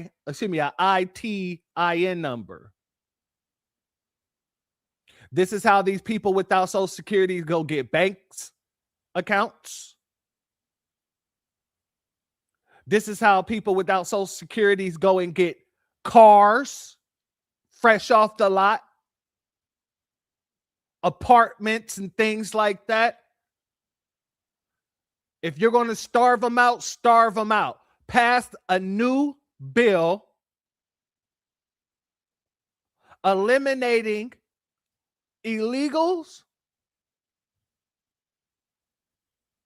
in any form that is not an acceptable form of documentation, eliminate them from receiving the ITIN number. And then in the same bill, make sure that you put a clause that you're going to be going into these other ITIN accounts. If they do not have Social Securities connected to those accounts, you should be going into their bank and freezing everything. Treat these people like the criminals that they are. If you're in America making money illegally and you got a bank account and you can goddamn pull from the bank account and you can go and use that same number to purchase vehicles and get you an apartment and all that other stuff, then a logical and a sensible thing to do is make sure we take all that away. Make sure that every account that is not tied to a Social Security number is frozen. And if it's just because it's a business that doesn't have anything tied to it, then that person who owns the business can come in and show their legal documents and all this other stuff, and then you unfreeze the account. But every account that is not tied to a Social Security, oh yeah, that needs to be frozen, and those funds need to be frozen.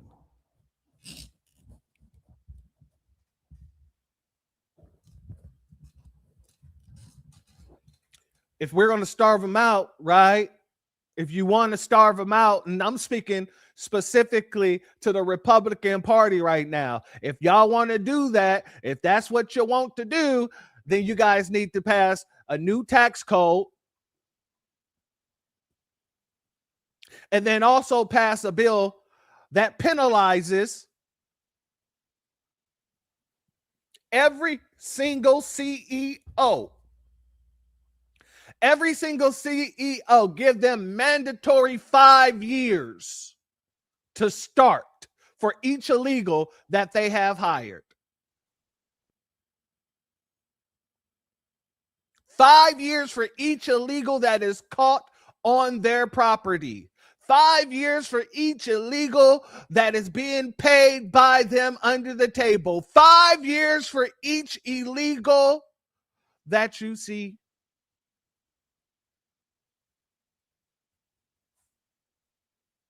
Oh, there's definitely things we can do, but let's see if they will do it. Pass the moratorium on the goddamn immigration. No immigration for up to 20 years, 40 years, 50 years.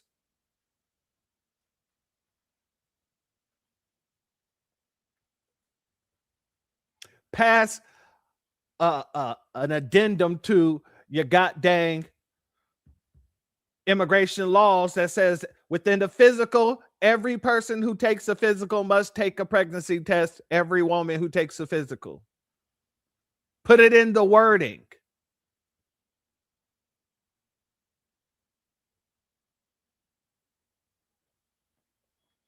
Shout out Project Leroy. That sounds too much like right.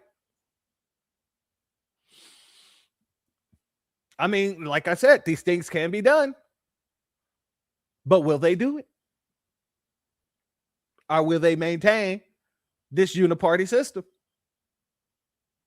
Because if they don't do it, all they're doing is showing you that they're in lockstep with the Democratic Party. And they've been in lockstep with the Democratic Party.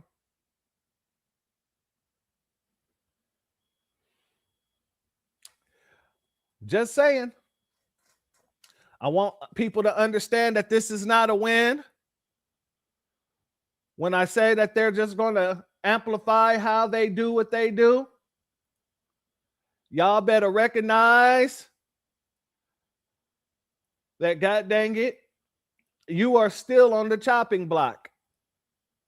Each and every illegal is still on the chopping block. TPS is gone.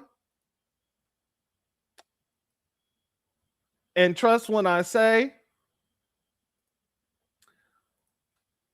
Tom Homie said he ain't slowing down one bit. He said, oh, Well, they said birthright citizen pertains to everybody. Well, hold my beer. That means I got to do a lot more work now, don't I? Let's go here. Exactly right. I mean, the first thing I saw the decision, which I don't agree with, is okay, now we step up enforcement. We step up more enforcement, even though we're doing record amounts of enforcement now. We need to do more. And not only that, we need to, really buckle down on birth tourism. We have many investigations on birth tourism, but we need to quadruple down on that. And look, I agree with Judge Alito. First of all, I've been doing this since 1984. That's when I started on Border Patrol. This birthright citizenship has always been a major driver for illegal immigration. During the Biden administration, the Yuma Hospital, the El Paso Hospital, 100% maternity beds are illegal aliens. That's not a coincidence. That's not by accident. But it's always been a driver for illegal immigration. But more importantly, it's a national security issue because the birth tours investigation I'm aware of, you got nationals from China and Russia coming here by the thousands, having a baby and leaving. Now, so we have U.S. citizens by the thousands and this continued by the millions living in countries that I think are adversaries to us that can come here and have an impact on how this country is run. So it's a national security issue, a huge proportion that we need to address. And I hope Congress does it. At the broadest and most shallow level, I bring up the World Cup, Tom, but the point really is, do you have a citizenry that is loyal to the country, that actually values and prioritizes the United States of America? And I would argue you have to have a citizenry that believes that. Absolutely. Absolutely. I would also argue that this would never be a good thing. Her name is Ada Lynn. She's 4 months old and the only American citizen in her family. Her parents, who agreed to speak with us if we didn't show their faces, traveled from China to Los Angeles so Ada could be born in America and claim U.S. citizenship. I want her to live a happy life, her father says. The family is back in China now. They're among thousands of Chinese who become so-called birth tourists, staying in maternity hotels near Los Angeles. These hotels are often single-family homes in quiet neighborhoods. Not here, not anywhere. At least 2 are in Chino Hills, California, where residents are annoyed at the frequent comings and goings. Chino Hills resident Rosanna Mitchell. Why does this offend you? When people think of the American dream, they're not thinking about birth tourism. They're thinking about people who come here, immigrate here, work hard, pay their taxes, become citizens, and become Americans. Ada Lynn's family paid $27,000 to a Chinese agency with a website that advertises the advantages of giving birth in America. The agency helps arrange U.S. tourist visas, lodging, and medical care. The practice does not violate federal immigration laws, but it gives Chinese parents the option down the road to have their American children attend U.S. universities or live here. The Lynns say having Ada in the United States allowed them to get around China's one-child policy. It restricts most women from giving birth to more than one child in China. The Lynns say that restriction does not apply to Chinese who give birth overseas. This hilltop home was converted into a maternity hotel that housed as many as 30 pregnant Chinese women at a time. It apparently didn't break immigration laws, but local officials managed to close it down, Scott, for violating building codes. John, thank you very much.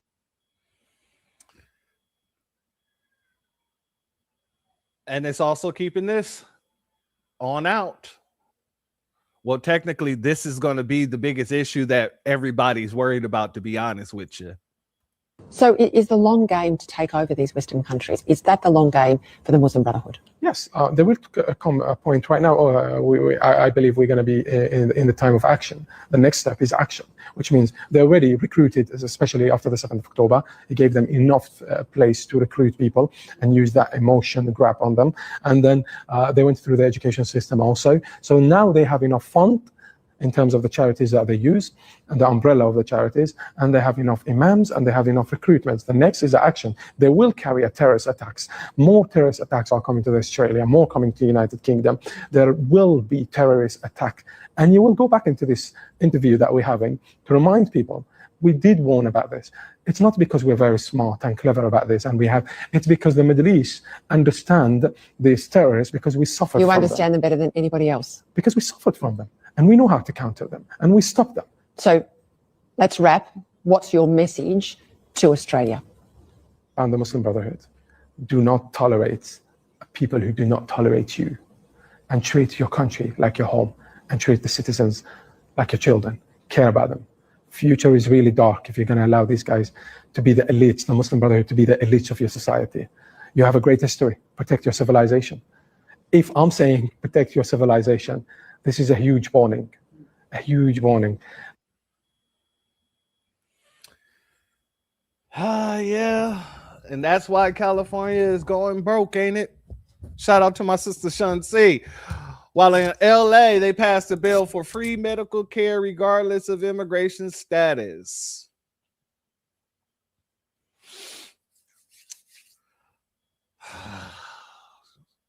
Family, woke up this morning and Tom Homan was on his job. Tom Homan was on his job.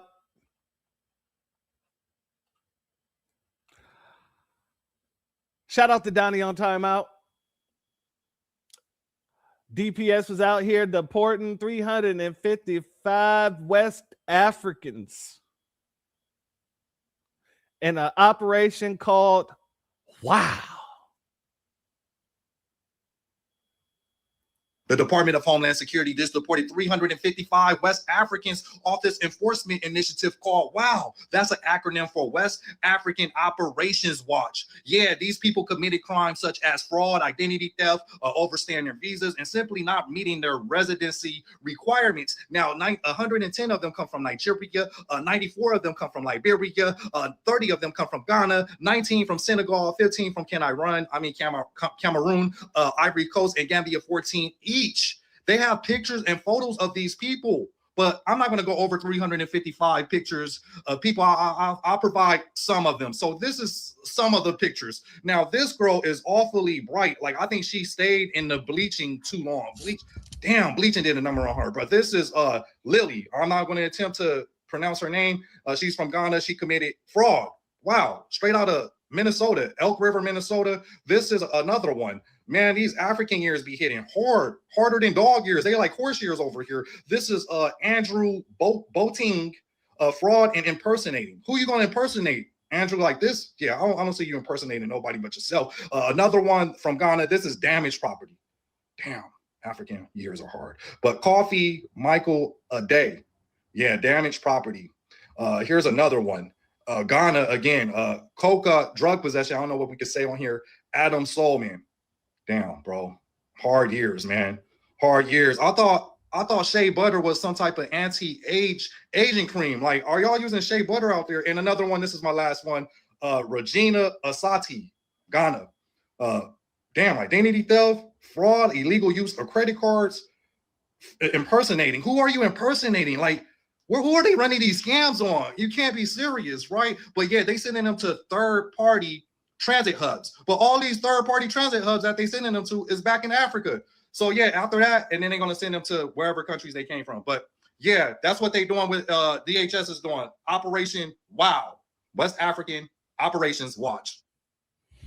Yeah, family, I don't think they want to start celebrating right away. I'm just saying, you know, this is just going to make things a whole lot worse, a whole lot worse, a whole lot worse. Our good brother Christopher Ellis in the building. Much love to you, my warrior brother. And he says, I'm going to need some more deportation videos to lift my spirit. Well, family, I don't have a lot of deport videos set up today, but what I will do is I'll go ahead and play this one for you.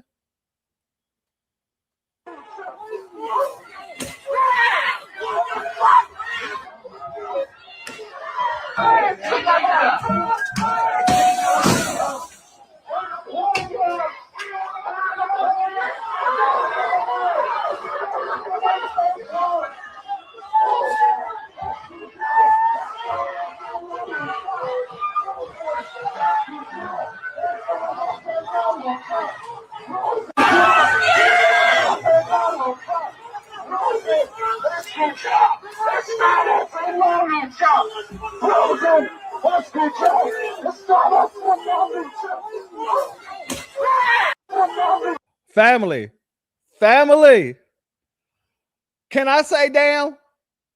Damn, the way he grabbed that woman and tossed her back so different. Oh my God, Jesus Christ. Let's go one more time.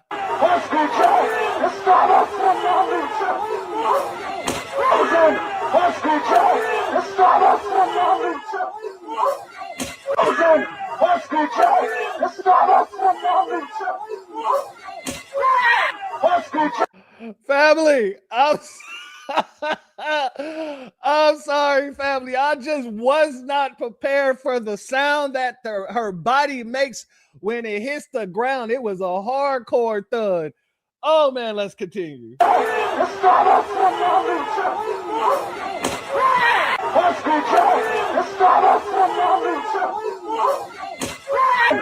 Hold on, can I do my good brother Black Alpha slow down? I gotta do my good brother Black Alpha slow down. Let's do it.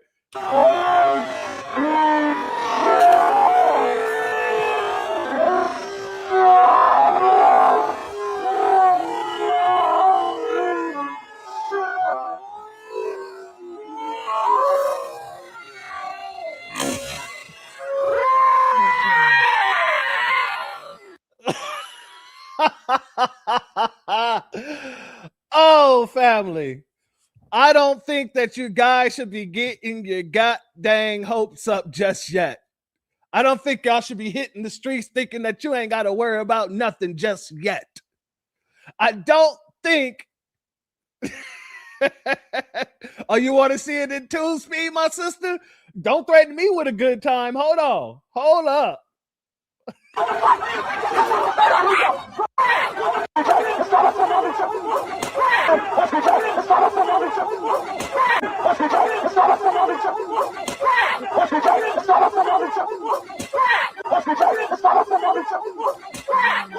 Oh, family. Godly. I'm telling you.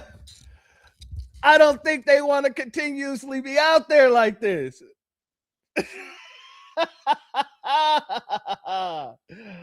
Oh, family, I'll play the rest of it just so you guys can catch the other angles.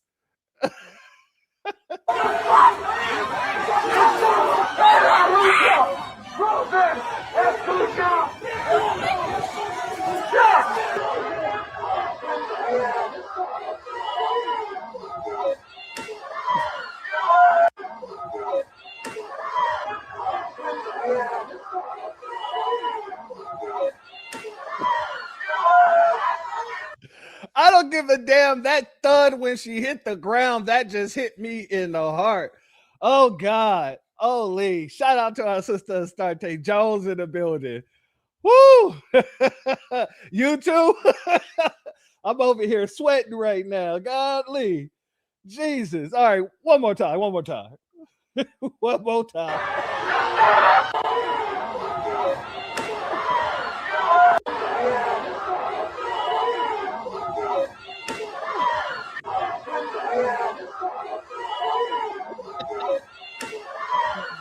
Oh, man. Oh, geez. A sack of potatoes. Shout out to my sister, Only Pamela's Way. Godly. Oh, yeah. So, yeah, I don't know what's all the celebrating about. I don't know. I think that you guys need to just go ahead, chill the hell out. I think you need to duck for cover because the enforcement is about to get 10 to 20 to 100 times worse. If you think this is bad, oh, the Nabisco ain't showing you nothing yet. Shout out Black Spider. I hate violence. Me too. I am a non-violent, non-confrontational person until it's time to be violent and time to be confrontational. Dr. Jekyll, Mr. Hyde as well with that. Family, hold on. I got just one more thing I want to show you here. Well, actually, it's going to be just a couple more things, but we'll be out of here within the next 5 minutes or so. I want you all to realize that this Supreme Court ruling is only a stepladder for them to try to convince people to go out and vote. Now, this is the birthright citizenship. We won. Now, you got to understand that if we don't win some seats in the Congress, then, they can go and actually change that up. So we need to go ahead and get out there and make sure we go vote. Don't you know?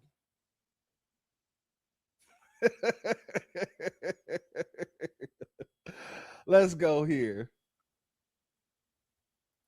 The Supreme Court did not completely protect birthright citizenship. It just says Congress has to pass a law in order to get rid of it, which is why you guys need to vote in the midterms. Like, I know people are tired of hearing this is the most consequential election of your lifetime, but quite literally, if you read the dissents, you realize that there is a pathway for this to be passed into law. So if you really, really, really want to make it so that we can actually fix the situation, you guys got to get out and vote in the midterms. Like, the midterms are coming up. They have expressed that birthright citizenship can be stopped by a law passed by Congress and signed by the president. So you guys need to vote, because if you don't vote, by God, you are officially contributing to the problem. These elections matter. If you read the dissents, obviously there needs to be court reform. Obviously all this stuff needs to happen, but today you need to vote. Family, let me ask y'all, do you need to vote? Do you feel like it's in your best interest to vote? Shout out to our sister C. Terry in the building.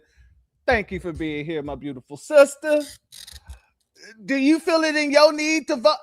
Okay, couch. Focus on the blackout. Okay. Reparations or no vote? Hell no, I'm good. Nope. X'd out? Nope. Recliner? Nope. I ain't got to do shit. Nope. Vote for what? Couch and bed? Couch. Sitting on my couch.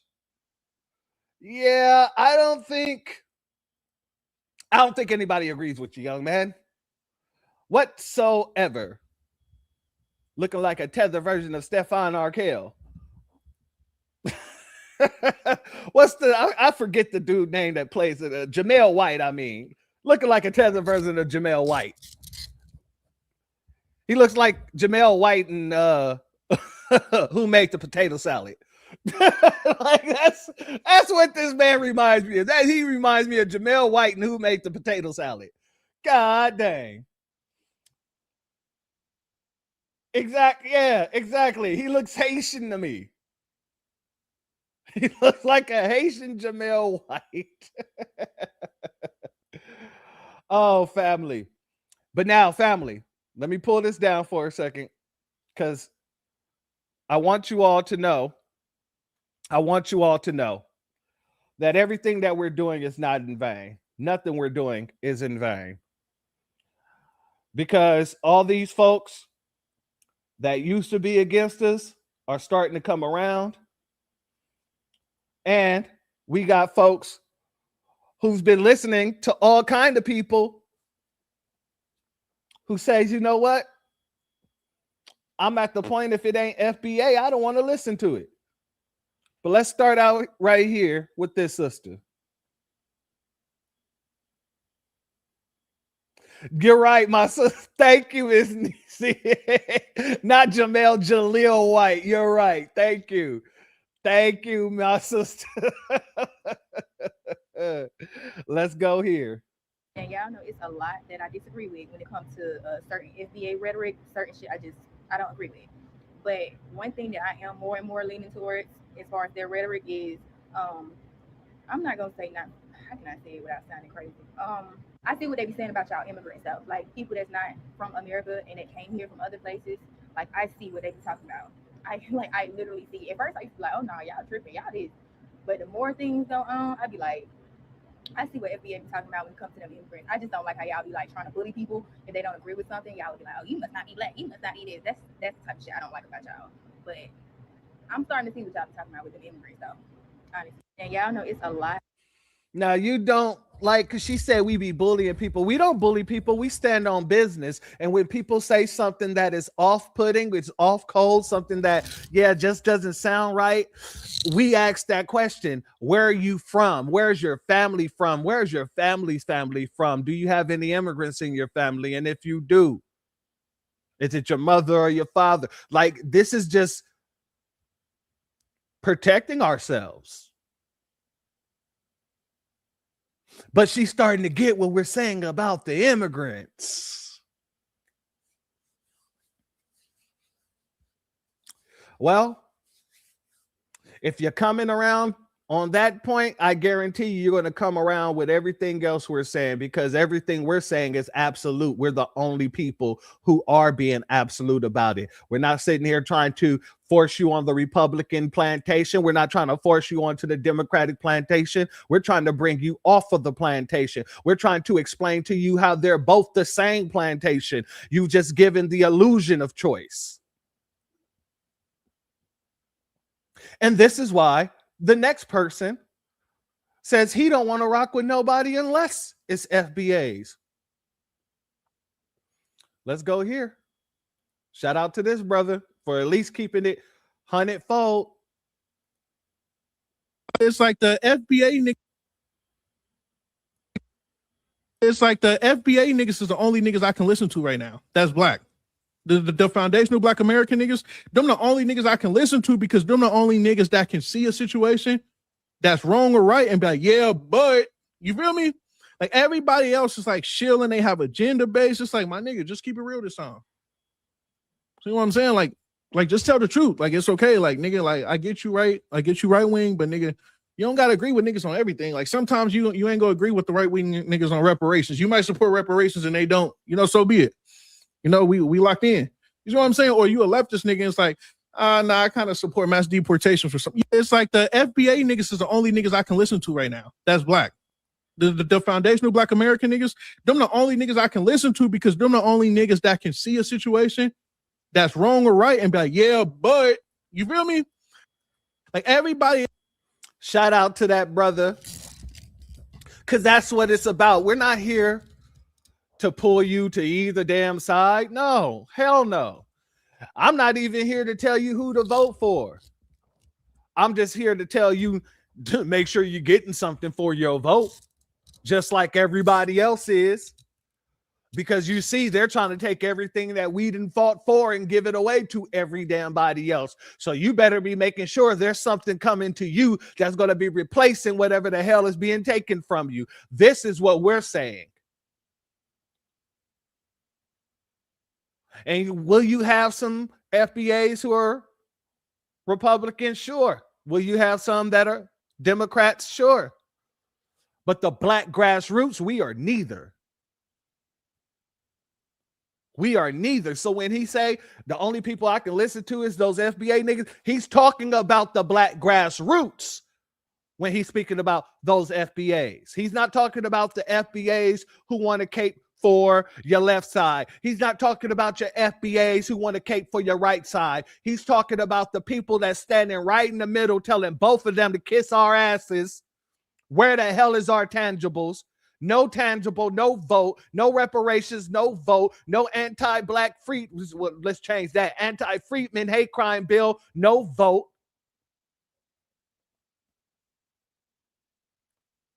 It's the black grassroots that's keeping this real. It's the black grassroots that's leading the charge with the blackout. It's the black grassroots that's letting people know that if you're disrespecting us, we're blacking you out.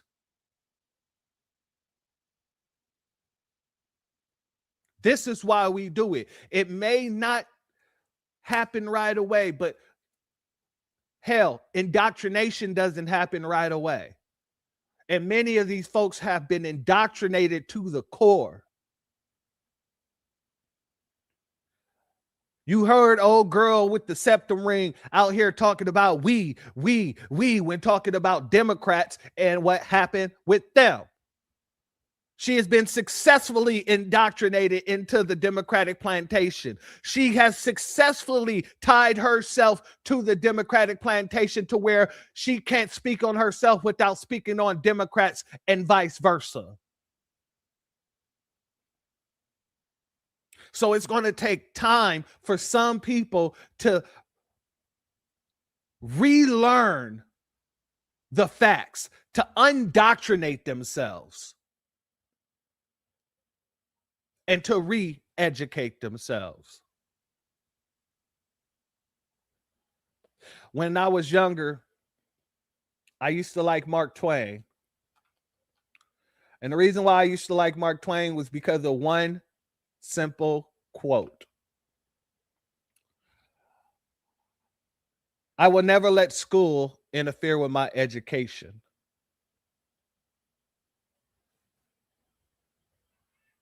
I will never let school interfere with my education. You see, most of these people here, whether on the left or on the right, they have let school interfere with their education.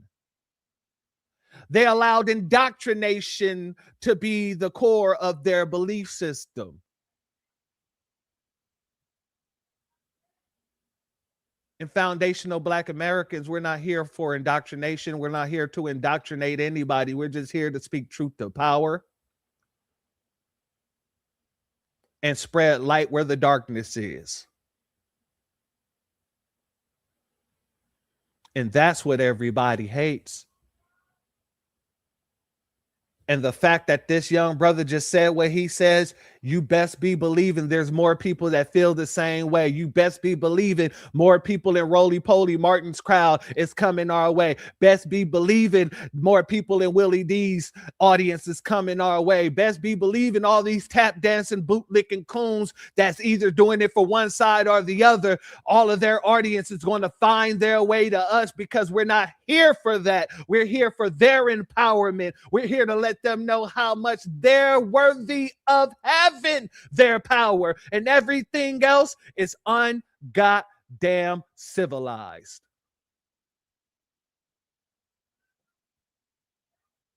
Let me give a B1 salute to our warrior brother, Black Truth United. Thank you for your Cash App donation. Your donation is blessed tenfold, and I appreciate your contributions as always, my warrior brother.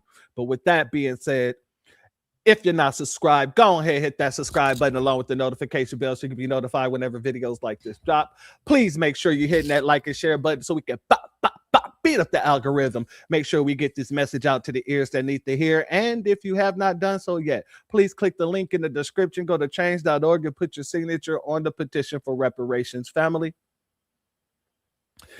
we ain't got to worry about nothing because we ain't worried about nothing. We've been undisturbed. We've been unbothered. They think they was going to bother us? No. See, energy is neither created nor destroyed.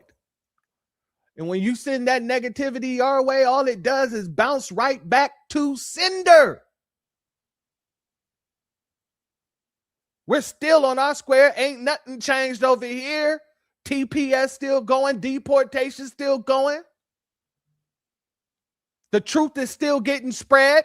It's still no tangibles, no vote. The Democrats going to need us to come out in order to solidify seats. We're like, hell to the no. The Republicans is like, hey, if y'all want us to get this done, we're like, hell to the no. You're going to have to do more than that.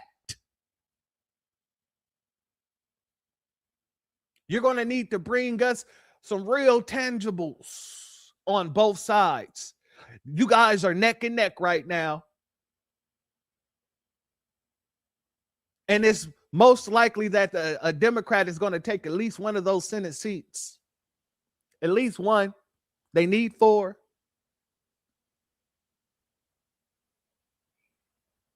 So we're sitting back, we're watching, we're waiting. This is just a waiting game at this point in time.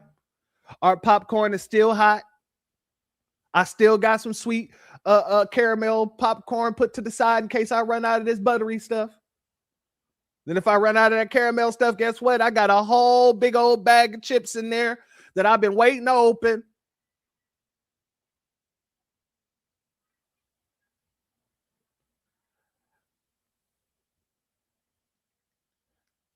FBA is still doing our thing. Ain't nothing going to change that. We're still hyper focused on our interest.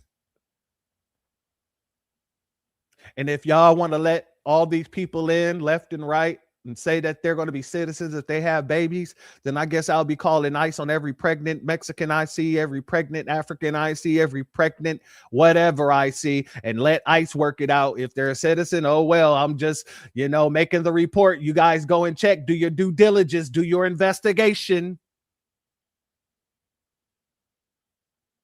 I have no reservations about calling ICE on nobody. In the very same way that nobody has reservations about calling the po-po on us. I support ICE tenfold. And I support black ICE. Because ICE is one thing, but black ICE, woo, that'll get you hurt.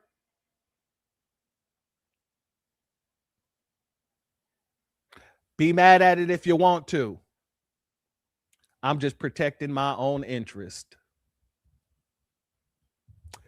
With that being said, I'd like to thank each and every one of you for being here, family, my mods, my members, my patrons, everybody that's donated, whether by Super Chat, Cash App, or anywhere else. Much love to each and every one of you.